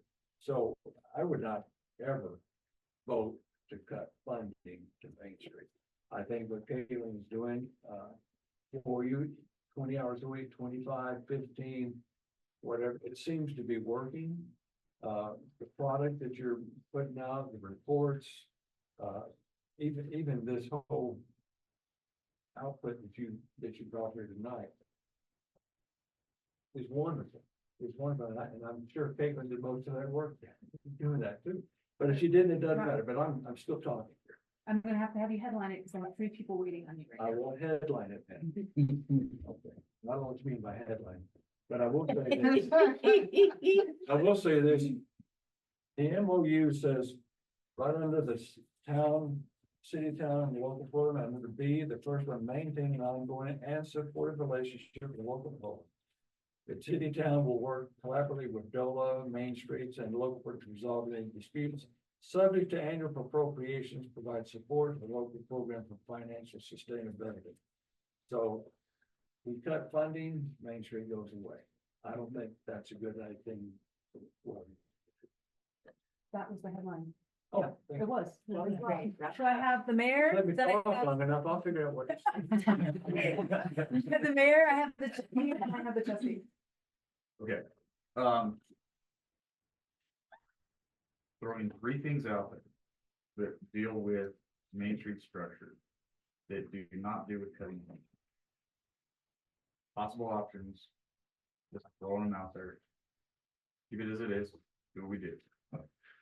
Main Street goes back to the old model, where we just give them the money, they hire somebody and work that way, or you can take it under the town. Just brainstorming ideas. That's all I had. Thank you. Trustee? Can, you don't have to do this right at this moment, but can we hear from Caitlin? And can we hear from Ms. Garcia? The good and the bad and the ugly, what they're seeing and what they would suggest for improvement, or that they're doing a fantastic job. But I'd like to hear that so we can make a good educated decision. From that, you know, we got the board, we got your board. It'd be good to see what the people that's actually looking in it also think. So a couple Is of that quick, possible? yeah, of course it is. I mean, you're the board, right? So yes. A couple of quick context questions for Patty and Caitlin. So from Caitlin and Patty's perspective, are you asking for like a report of what Caitlin is kind of doing Yeah, I on mean- a weekly, monthly basis? What outreach Do efforts they she feel has? like they're overwhelmed by this, or being able to accomplish really what Okay, the overall direction of the board is for? okay. And is there any way that they see a solution to taking care of that? If they are overwhelmed, Right, do they have any solutions right. for it? Okay. And I think that Ms. Garcia mentioned that Ms. Hoteling might have Caitlin's hours somewhere or Right. other as well. So maybe coming back to the board with a little information on that would be helpful. That would help, yeah. Okay, and I don't know if, you can let me know if you have a quick report on that or you want to skip that. Okay, so that would have to be She something. did just send it to me, but it is Okay. a lot. I told her I'd look at it tonight and then we'd chat in the morning if I had any questions or whatever. Okay, But there's a lot of detail that she's put into that about how many hours it takes her to do just specific responsibilities and things like that. And I know, there's always room for improvement in any position and, perhaps it's providing more detailed expectations from the town side so that we can manage that a little bit better, because our goal is always to make sure our employees are successful. And we certainly don't want to make anybody feel like they're not successful because we haven't given them good expectations. So that is certainly something we can work on. And as Aaron mentioned, we met the other day and we considered this a pilot program. And Caitlin's been the beta. So yeah, so we've learned a lot this year. And so I feel like, and she's still smiling. yeah, either that or tears, right? Yeah, to that point about, sharing information, just knowing, from Caitlin's perspective, what she has been doing that is community-wide too, might be really helpful for the board here. So I've got.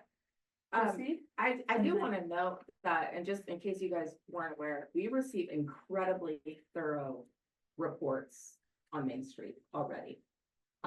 Really amazing reports already, where the entire board essentially for the most part, gives glowing responses and appreciation. So I want to just make sure that everybody is aware that that's not something that doesn't happen already. It does. Sometimes it's easy to forget, but we see amazing multiple 30, so many pages, annual reports, all these kind of things. We see them and they're wonderful. And I want to note that I've attended now 2 board meetings with Main Street, right? This is a brand new development and maturity of relationship we're developing. This has absolutely been a pilot program. And we're getting to the point where it is maturing. So we will have more opportunity, more connection. I do want to explore, because you brought it up, Mayor, what the model is or what the options are for when you say, bring it into the town. Because that kind of sounds scary if somebody were listening from the outside. But I think there's more opportunity, and we may need to rephrase kind of how that sounds, but there's more opportunity for the town to provide more support. And because I'm going the opposite direction. Everybody's like, should we or should we not? I'm like, we need to do more. We need to do more. So when we talk about things like bring it into the town, I want to just kind of acknowledge what that might look like. It may provide additional staff supporting. It may give us the opportunity to take more overhead, recruitment of board members, providing I don't know. There's all these kind of things that could happen. I mean, we run several advisory boards already, right? So we run many boards with liaisons, exactly as we're doing on Main Street. Yeah, if there's an opportunity where we can make the relationship more efficient, I think that's something we should pursue to give more services. That's the third option that I mentioned. I have trustee, mayor pro tem. Dave, I'd like your comments. If this is a pilot program, then, we need to hear the good, the bad, and the ugly. All right. I've been in positions as a supervisor where I need to find out if my leadership is working. And I will ask my subordinate to be just as blunt as they can with me. Tell me, what am I doing right? What am I doing wrong? How am I helping your job? How am I helping your job? And it helps make it a better working relationship. So I would like to hear, again, from the staff side, because they've seen it like this, what's working, what's not working, and let's see if we can find some solutions to that so we can work better together. That's a nice one. That's short enough for you? No, but it was a nice settlement.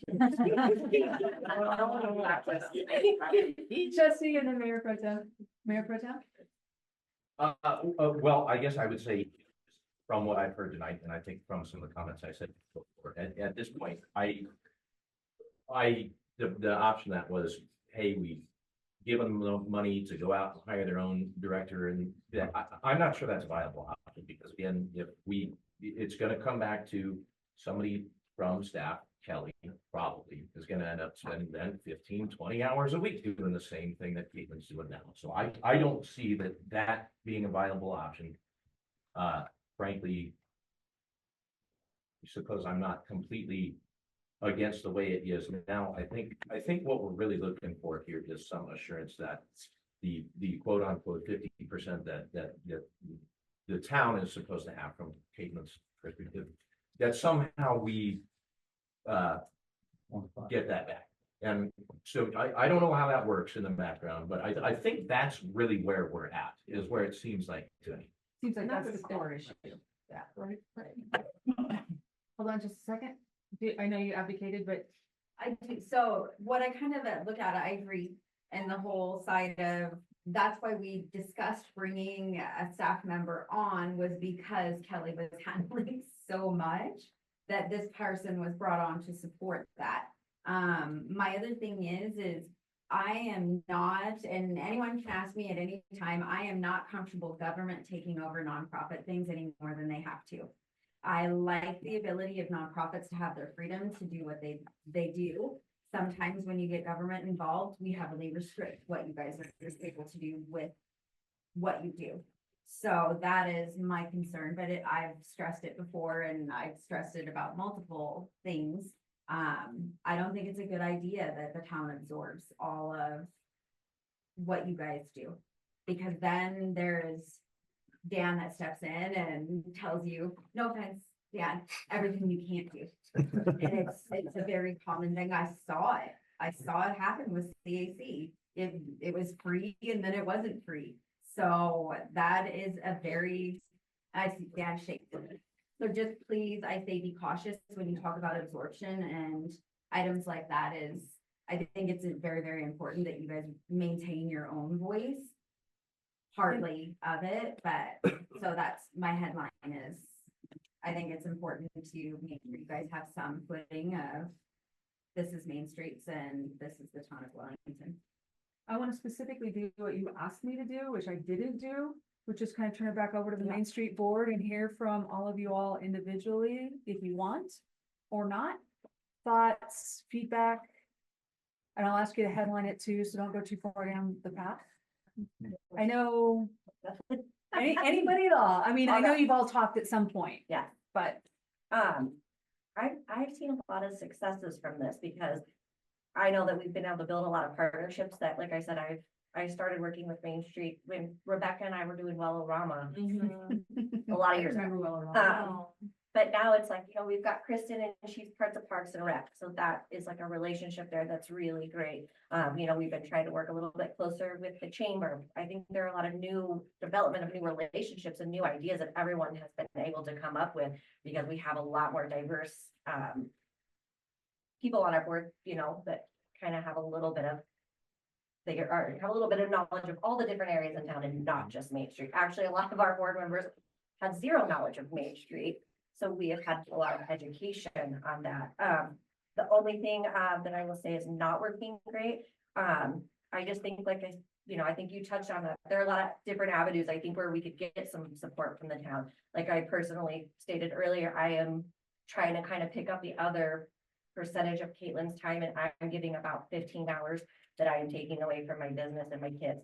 These documents took me like 8 hours to put together because I'm not a marketing person, and they are impressive. I agree. And I'm trying to do about 90% of our marketing. I do the email, I split the treasurer position, I run the Main Street Market, I'm helping do trick or treat. So I'm wearing a lot of different hats. I'm getting burnt out. And I think that's historically what has happened to our president in these main positions is they have burnt out. My term is up at the end of this year, and I am very strongly considering not rejoining just because I am extremely burnt out. So then that will take a new person to come in to have to learn again. And I worry that that will put the program right back. And that's why this MOU is so important to me, because I don't want to walk away from something until I know that it has a very strong foundation. I feel very strongly about this program. As a business owner myself, that helped me through COVID, my doors probably would have shut if it wouldn't have been for the help that I got from the program. I think just going around the table. Yeah, sure. You jumped in and then Sophia's hand was a little late there, so you'll be next. Yes, Aaron did say I do work for Parks and Rec. And at the time, I was actually part-time when I was brought on and elected to the board. And I saw that there was a 10-year reunion coming up, and I said, what are we doing? I've worked in previous municipalities. I've all my career, 20-ish years in municipalities of Parks and Rec. And the first thing I did when I joined municipality in Newport News, Virginia, was the 10-year reunion of the community center that I personally was the supervisor over. And I said, what are we doing? And I looked at the 2 dates. I said, 10-year reunion aligned with June 14, which was June 15 that we did, because Parks and Rec had a park and play, which was June 15. And I said, what a great opportunity to put the two together, to not only bring people to the town because of Parks and Rec and say, what can Parks and Rec offer to the town? What also can Main Street offer to the town? Yes, I did some on town time because that was my Parks and Rec duties, but I also did a good amount on off the side town on my volunteer time. I'm not here. I'm not wearing my town shirt or a Jeep shirt. I drive Jeep. I'm not here on my town time. I'm here because this town, once I got here and I got into town, drew me.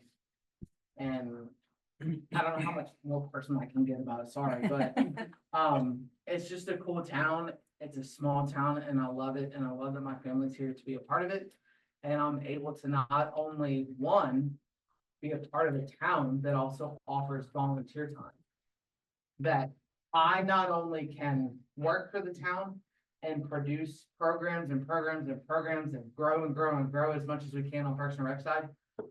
But I can also A, volunteer while, through the town, but then B, I can sit here at 9 o'clock at night and I'm volunteering my time to sit here and say, look, this is what this town needs. This town needs a board of trustees. This town needs a Main Street board. This town needs help with that Main Street board in order to continually economically grow this town for that economic vitality, which I see is happening. There's at least 2 new businesses, if I'm not mistaken, just from the last mingle on Main map. So that's where I'm sorry. but I don't go too far. Clarifying the question really quick. Did you say you work on town time? I do know. I said with the parks and so the 10-year and the park and play was a fun one. I did my park and play stuff when I was with Parks and Rec. If I was a 10-year reunion and dealing with the 10-year stuff, like I was able to get a hold of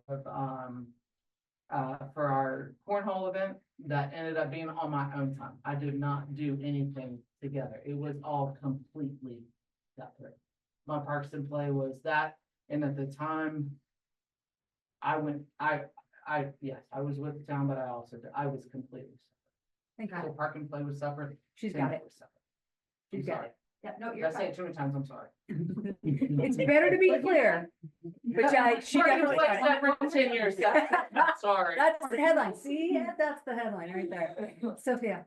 I think, briefly, if you look at the lifetime of the program and, Caitlin's involvement, I think if we look at it from the lens of like, this is year 1, chapter 1, it feels, I think maybe a little off balance, but if we give it the fuel that it needs in future years, I think the return on investment of what the program will look like if it can run on its own and if it can have like the support that it needs at the beginning so that us as board members can learn the pieces that are needed to be able to really like, as I've been sitting kind of like a fly on the wall so far. This is year 1, day 1 for, not day 1, but year 1 for me, not only as a business owner, but as a board member. I think that given year 2, year 3, year 4, year 5, you're gonna see a committed board that really wants to see it be successful, and it's not just on the shoulders of one person to run it, but it's going to be a collaborative effort where the board members feel invested. And I feel like if it's cut off at the knees, I'm very concerned of the message that sends to board members and to business owners and to people who want to participate, that there really isn't support to learn. There isn't like a scaffolding for people to participate and have the opportunity to become successful so that the burden can be lifted, and that it's not, and you can see more of like, yeah, maybe year 1 was a little off balance, but by year 4, 5, 3, whatever, that it can be a more balanced effort, and that keeping somebody who's kind of headlining and moving the ball forward, is very valuable. Okay. Do you want to know? Yes, please. Okay, that's what I was like, I had the eye didn't know contact. she was done talking, so I didn't want to just like jump in. Sorry. I've learned when she's done talking when her hands, She goes like she puts her hands down on the table, right? She does this whole thing. She does. It's great. I'll try to be super quick, so I'll tell you. I find it mildly disheartening that this conversation or this meeting turned into a conversation about whether or not Caitlin is spending the appropriate amount of time doing appropriate things. And this is 2 hours into this meeting, the first time that we're really talking about what it is that we do as a board, which is what I thought this was supposed to be about. But we're doing tons of things in the last, just since COVID with the facade grant, we brought in hundreds of thousands of dollars to revitalizing our downtown, with stuff that the town doesn't have access to, like redoing the entire downtown, the painting and the windows and all of the things. Another thing I think is super important that we haven't got to touch on is what we're doing with our mini grant money, which is something that we decided as a board was unbelievably important to us, which was alleyway improvements with money that we have access to that the town doesn't. we decided that something that was super valuable to the town, knowing that the Cleveland construction project is coming up, is improving accessibility and lighting and beautifying our downtown alleyways, because our businesses are going to rely on that to survive through the construction project. Like, it's not a secret that our economy is not in a great place, and all of our downtown businesses are struggling. And while I understand that it's important that all of the businesses in town get some sort of economic development focus sent their way, we don't function that way. No different than you guys as trustee members have boundaries that you have to function within. Like, you only represent the people within the boundaries of the town of Wellington. We have a district, which is very large. It's not just Main Street, it's all of First Street. It goes from Jefferson to Washington, whichever one is which way. There's way more than 13 businesses on Main Street. There's upwards of 20, plus we have all of the businesses down First Street, like all of the home-based business. We have a ton of businesses in our district that we support, and we have gone above and beyond by trying to create this friend of the program. So there's, like, between dollars and volunteer effort and including the school and love where you live in Welly, I could go on forever about what we're trying to do, which is just create investment in our community, which fosters not only downtown vibrancy, historical preservation, but also like the overall well-being of our entire town, which I think is what we should all be trying to do. So Thank you.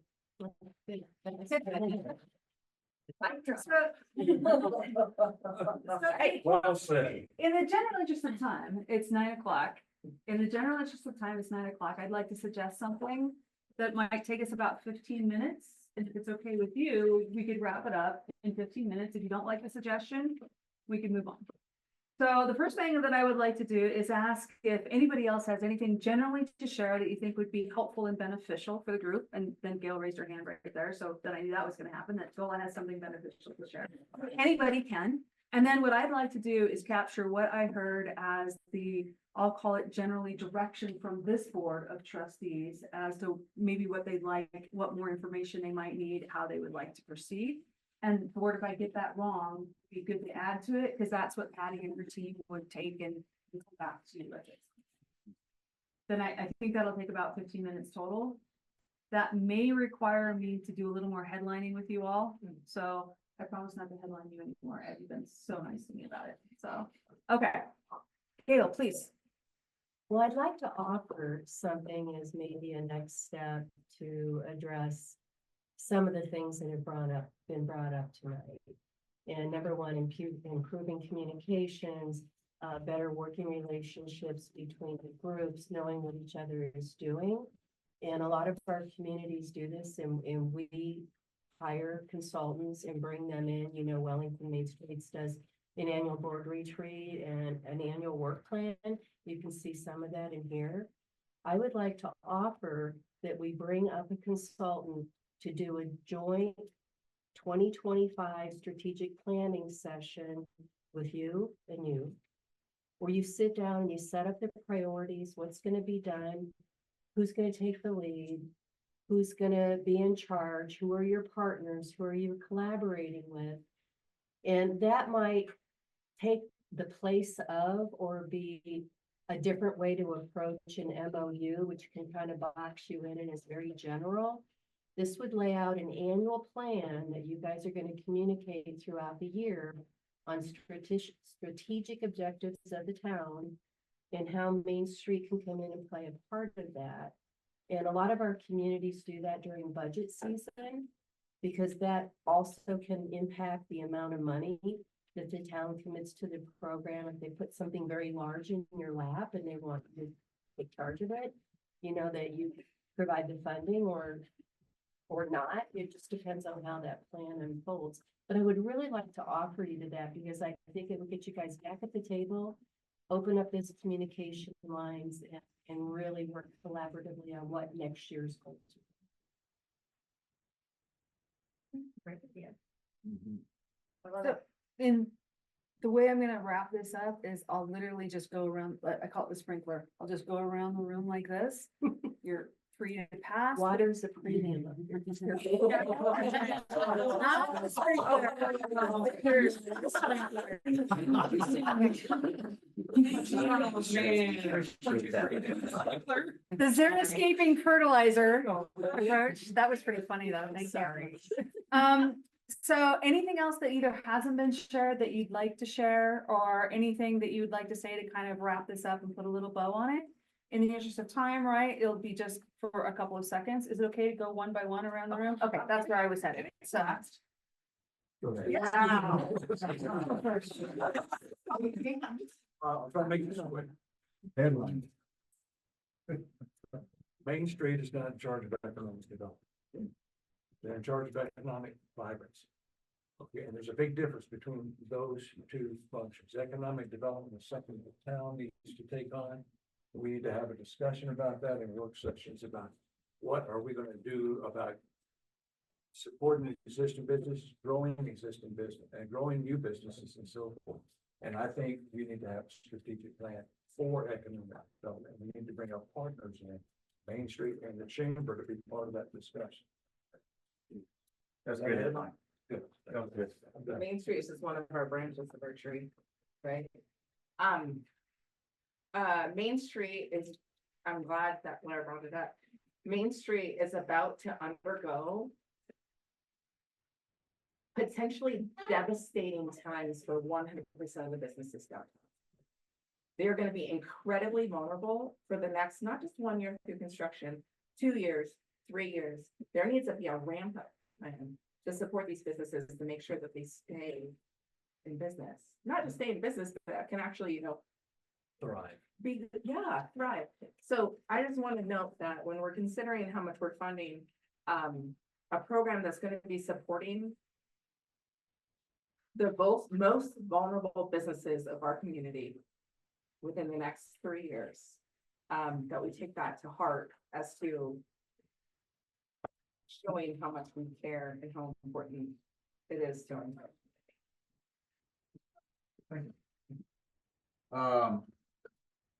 Thank you, Ms. Emily. Very great, point on getting together, doing strategic plans for 2025.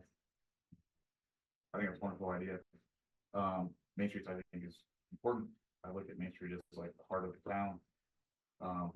It's gonna pump blood everywhere as long as it's healthy. So I'll leave it at that. I think I've been pretty clear on my thoughts so far. I just want to say thank you to you guys. You guys are awesome, and keep up the good work. Are we still hot shot? You're still hot. Well, all of them except. Never.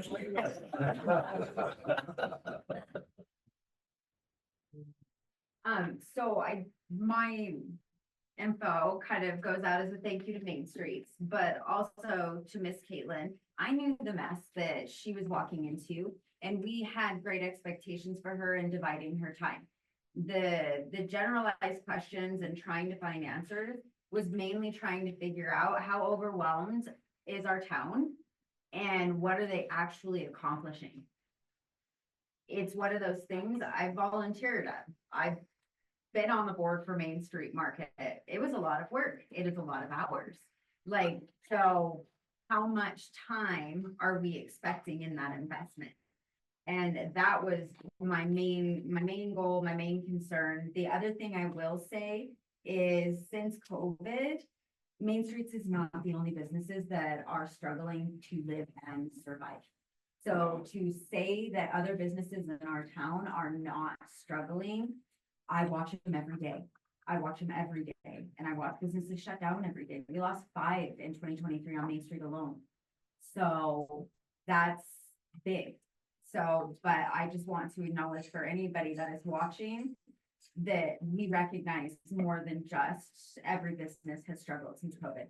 And I think that is important to acknowledge. I've seen people go homeless because they've lost everything. So it's affecting everybody. And it's been a great effect to them for many years, not just over the next 1 to 2 years. So, but I am grateful. I sat on the board for Main Street, so I've done the volunteering, and I think one of the most important points was made, as long as it's peaceful and healthy, I think is the goal here. Thank you. Yeah, thank you, Gail, for the offer. I love that idea. Thank you also to DOLA for all the resources and support and what you do to lift this program up is awesome. I love and appreciate the passion of each and every one of you board members. You're what keeps our town going. So thank you for your time and dedication. The alleyways, we've discussed the digital map with Parks and Rec for the trails. Also, it's safe routes for all the safe routes to school and the alleyways and the pathways during construction to each of the businesses would fit perfectly on that map as a resource. And then I would like to volunteer as tribute to be a backup liaison in case you need one. If you have one at all. Yep. Thanks. I second. Doesn't work that way. I own a business on Main Street without. It's not on Main Street anymore. Oh, yeah, well, it's technically still within the district, but without being a part of the program and being involved in the community, I would not have been able to grow the way I've been able to for the last few years. So I think that having this program it's invaluable to everybody. We should all. I think it helps everybody within our district, and we're working on trying to get outside of the district. So. Hey, no side conversations. Thank you. Golly, y'all getting rowdy late in the evening. Yeah. Better move this along. Just to piggyback, a little bit off Blair, I think it gets difficult to understand what everyone's roles and responsibilities are in different organizations. Just like I'm not a chamber member, I don't get any recognition from the chamber. Understandable. Main Street, we support our program area. The town can't have certain people that aren't within the town boundaries voting. It all gets very confusing for other people, and I just hope that moving forward, we can all be like supportive and be a positive voice, so that when people approach you now that you have this information to be able to say, hey, they do support you. Trick or treat, everyone is included. 4th of July, everyone is included. Main Street Market, everyone is included. Flower planters, everyone is included. I actually really can't think of much of any avenues for the program where everybody's not included, except for maybe some specific grant opportunities. But other than that, everybody, we want everyone to have a seat at the table. We want to include everyone. Another part of that is we don't have the manpower to include everyone. We need more support. We need more community volunteers. We need a little bit, maybe more town support, or a little bit more marketing support. We can only do so much. And a lot of my work is green and learning, and I got volunteered into this position and have no idea what I'm doing. I'll be real honest with you, but I'm figuring it out as I go. But we want to include everyone. We want to be partners with the town. We want to be partners with the chamber, Kiwanis, Boys and Girls Club, Girl Scouts, Boy Scouts. Like we want, because we need those partnerships, because they bring a lot to the table. And I know that just the small amount of partnerships we have gained, we've gotten a lot out of that. I can't say that there's one partner we've sat down with and we're like, oh, that didn't go anywhere. Are you good? That's all I got. Oh, And look at this packet, this friend of the program thing, okay, please, because we didn't get to show it. I know it was touched on about vibrancy, not development, economic development, just to continue on with the vibrancy and how the Cleveland Avenue project is going to continue to unfortunately be a great thing in the future for the town, to be that gateway to more towns and stuff going into different districts and different municipalities. But we're already looking on what we can do as a Main Street board, to look at banners, to look at directional signs, to look at even the pole signs, the light pole signs. Those are things that we are currently looking into. What are those things going to cost, so that we can take these mini grants and have things ready. I think it's ready for when that Cleveland Avenue project is complete. So I think that those are just things that we, as a collaboration with the town, are looking to. All right, the town is looking to grow and make things better, to allow more people and better parking and this and that, and make the town look better. But how can we, as the Main Street board, be able to then provide to that, and make that even more, as you call, Trustee, vibrant? How can we make it work better? How can we provide to those businesses? How can we provide those funding grants that the town and that Main Street board? How can we provide even more the planting program and providing other businesses are not just on that district, that Cleveland, on that Main Street to be in and be promoted. So I think that vibrancy is something that I appreciate you saying that vibrancy is not economic development. It's completely two separate things. I greatly appreciate it. I don't have a ton else to say other than, so much gratitude for having a seat at the table and for having the opportunity to be heard for like a really important conversation as a small grain of sand on, well, important, yeah, it's important sand. That's it. I appreciate the insight that you gave us today. And, we learned a lot more about Main Street, and what you guys do, and for your passions and stuff. I lived in Fort Collins when Drake was getting redone, and I watched a lot of businesses go out at that point. So it does make an impact, and it'll probably impact a lot of the other businesses in town. So whatever we can do to help support Main Street, the other ones, that should be on the top of our agenda. But I really appreciate the insight you guys have given us today. I just want to stress for like the 100th time that struggles are not mutually exclusive. We're not saying that other people don't struggle, other businesses don't exist. Every governing body has boundaries that they have to adhere to. So that's ours, and that's why that has to be our focus. I would like to once again extend that all of our meetings are public. We have 2 Q&As coming up. They're both on Thursdays. One's in September and October. Aaron would remember the dates. I don't. Our annual meeting, all of our events are open to the public. Our meetings are open to the public. They're all posted. Please, please, please come to anything that we do. Please know more about us. Like we want to be vocal. We want to be visible. Please, please, please show up to something, anything at all, please. And then please, just anecdotally, like we are super passionate about this, Dave. All of us that got involved for a reason. I'm a lifelong downtown core member of Wellington. My childhood home is there. The businesses on Main Street have provided my livelihood for literal decades. I love this place. It's so important to us, and we just want to make it be better. And that's all that we're trying to do. We're all here as volunteers with a passion because we love this place. We just want other people to love it as much as we do. Where are those recordings posted? I don't think we record them. We don't record our meetings. You don't take minutes or post. Yeah, we post our minutes and our. Not updated since 2022. We are working on that. But we've let everyone know, and everything is sent to Patty and Kelly once again. Agendas, minutes, everything is accessible to Caitlin. I think if anybody asks, everything is open and visible. Once again, part of the website updates costs money. We are looking at a big overhaul to our website, and when we've got a number, it's gonna have to be done in increments. Unless you guys have some budget money somewhere you want to help us with. Patty, will you send those emails? I don't see any of those. Sure. Okay. I will track you down. I mean, we're definitely trying, like, we tout transparency. We're all about it. Like, again, everything is open. Please come to us. Wait, I'm sorry, Patty, do you receive those emails? I get some of them, yes, I know I have some recently, so, and those that I can't track down, I'll just get with Caitlin. Got it. I just didn't want to assume you had them and we didn't, so I wanted to make sure. I believe when I send out board packets, it's, if you have to approve minutes from the last meeting, design, promo, agendas, all of that are.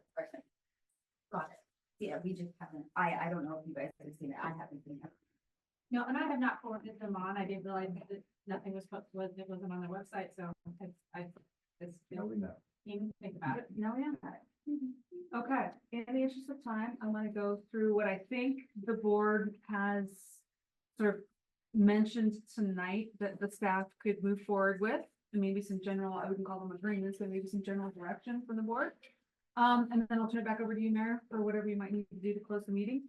I also want to say thank you. Y'all were very polite tonight to me, and I appreciate it. You were great with each other, and that your ability to share this information in a way that you can receive and listen and hear it is super important to the success of the whole town, right? So sometimes that's really hard to do.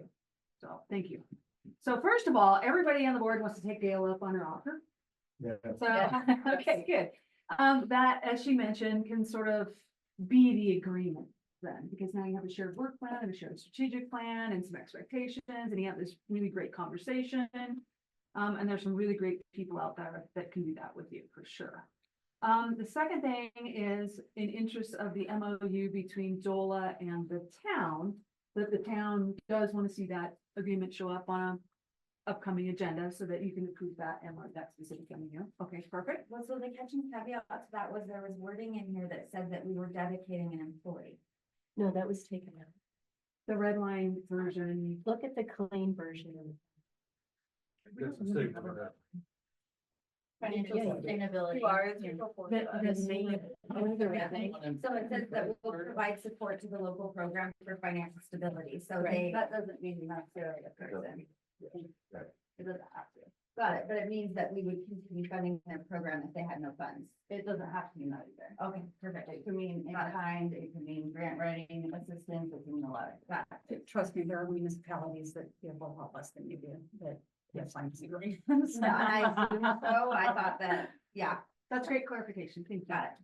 I heard that there is some information the board would like to hear on just generally kind of what Caitlin's up to, what she's been doing, particularly community-wide, but also as it relates to Main Street.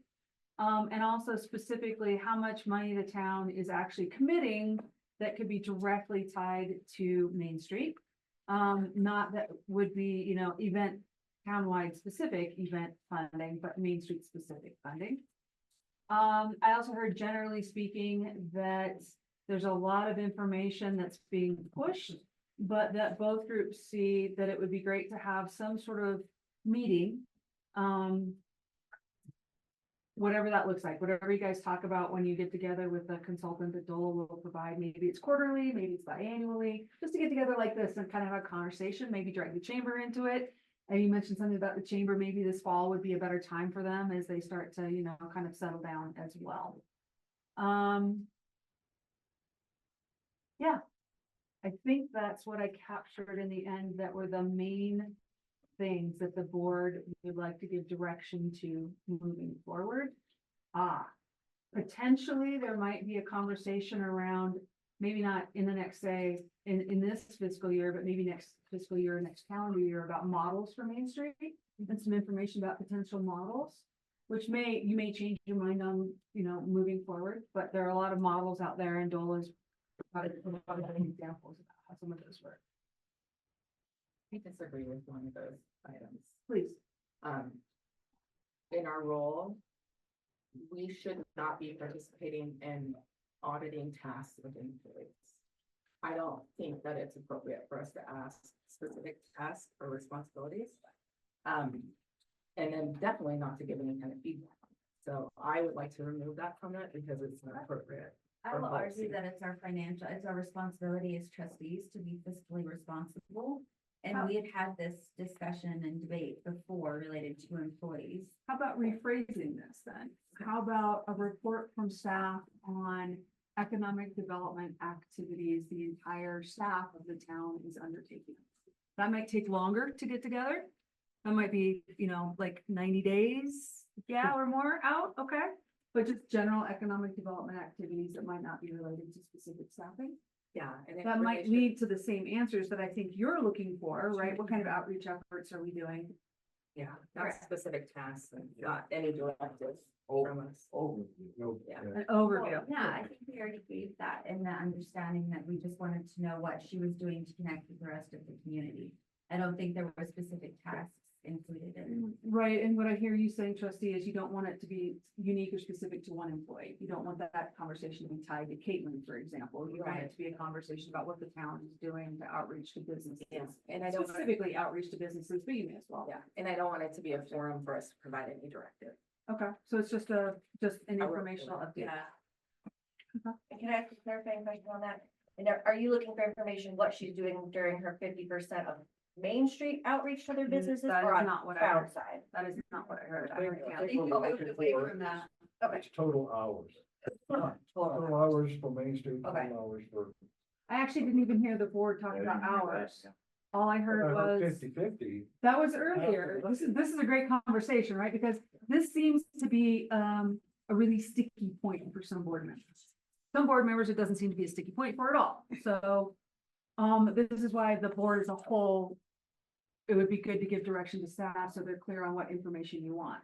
If it's specifically related to how are we outreaching to all, how is the town staff separate from what they do with Main Street, reaching out to all of the businesses in the community? That's relatively limited, and maybe that's a 45 or a 90-day response on that. But if it's more specific to how many hours am I spending with Main Street versus how many hours am I spending on the town? Like Patty said, my experience is that is so smushed together, you're gonna get a s'more and you're not gonna be able to pull that s'more apart. It's gonna be sticky. I'm hoping, I did go back and look at some of Kelly Cooper's, quarterly reports that she would submit to the Board of Trustees. And they were great, and maybe we can model something. Similar. Because it didn't go into huge detail, but did give a good overview of activities and actions that were taken, by Main Street over a 3-month period. Except I'm not hearing Main Street. What I'm hearing is outside businesses. Hear about the town. Yeah, they wanna, See what I can do. more Well, specific. it's tough because of how her job is listed out. She's the community and business liaison. Right. She's the only one we have. Right, so it is for the town as a whole. No, I understand. Right, I'm just like, if it is meant for the town as a whole, but she's the only one that really is tasked with that task. Right. So that's what makes it difficult when you like. And set as it up. always, the board can, as you already do, you can convey, after that information, you can convey back to Ms. Garcia about, hey, we'd really like to see some more work in this area or some more work in that area. That way you wouldn't be directing Caitlin in any way, which you absolutely should not, right? Don't want to cross that nice black shiny line there. No. Did I miss anything? I think that sounds good. I think the understanding is good. Okay. I did love Kelly's report from. We were talking about Maybe reporting. we can do something similar on the town side. We'll figure it See, that's it. You bring up a good idea, see what happens. Now you Pretty program managers monthly, so. She does do monthly ones, Caitlin, program manager reports as for Main Street. And they're really beautiful and very long and have a lot of great information. And we never seen. So So that would be, thank you. But this is what I'm hearing is that the sharing of information and the website. And what I'm also hearing is that there's a sort of a request for grace from this side, if you will, generally speaking. So I don't want you in there. Just grace, right? Pilot program. I've heard that a lot. I've heard a lot of we're trying to get together and, you know, figure out what we're supposed to be doing and how this is going. And we're all kind of overwhelmed and starting to get burnout, and, you know, everybody's time is equally valuable. So the information is good, but is there anything I missed, and or Patty and Caitlin, is there anything that you need more clarification on that we can get for you tonight? I will work on getting the monthly updates and make sure I get the packets over to the board. Maybe we can, you know, you guys will put those on the websites, just a lot of information to have to throw into the box, but I don't mind about how to do this. So we'll talk about them. I'll work with Caitlin. Is there a way we can get our, like, could those be added to the town website? Like whoever the town person is who uploads those, can that be a joint? That would be me needing to do that, and Oh. I do not have time for that. That's our same problem. We don't have a person who uploads on website, we're all working managers, I upload all the board of trustees stuff and finance committee and everybody does it on the site. I do it, there will be no website. We have a shared Google Drive where all of the documents. So You feel the Yeah, when share to the do Google that, Drive. we just Lovely. share a link to that drive and we can start there. Give us access to it, because I know I can't.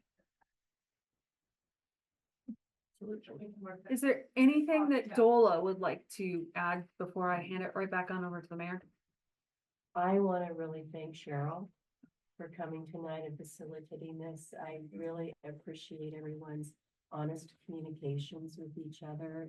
And really what I see is your small family, friendly town with a passion for your community. And you're right, the construction mitigation could be very detrimental. We can work with Caitlin and the board on some information and connections that we have on messaging and toolkits in order to work with business owners. We are here to support you in any way we can. But thank you all for sharing your heart and your passion and your commitment to this community. I could feel it from every single one. Thank you.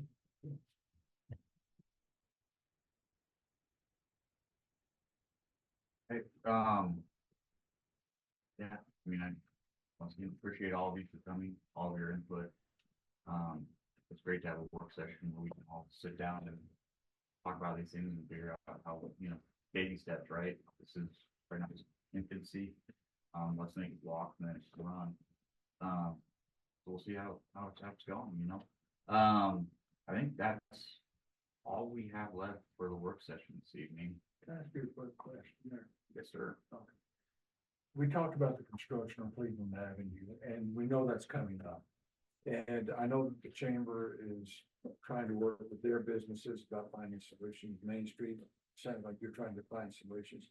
And the town is aware of the conflict. What do you think about maybe a small group of representatives from those and some town staff that maybe in the level of fund? Let's go with some plans, some workarounds, plan A, plan B, plan C, worst case scenario, access in and out to support our business. Yes, I believe Ms. Garcia is already passed, That's that, already- already in the works. We haven't made it to be on it or anything, but once we get this 30% sign back, have a little bit more information, we'll be definitely reaching out to all of the entities and creating a working group of sorts. I would volunteer to be on that. Great. Great, bring that up. Thank you. Ms. Garcia, do you have anything further you need from us during this work session? I do not, thank you. And thank you, everybody, for being here. I know there were some tough conversations tonight, but thank you. This was really important for us to be able to move forward. Caitlin and I all take care of them. Yes, so thank you all. Thank you for facilitating. Everybody enjoy your. Thank you. Thank you.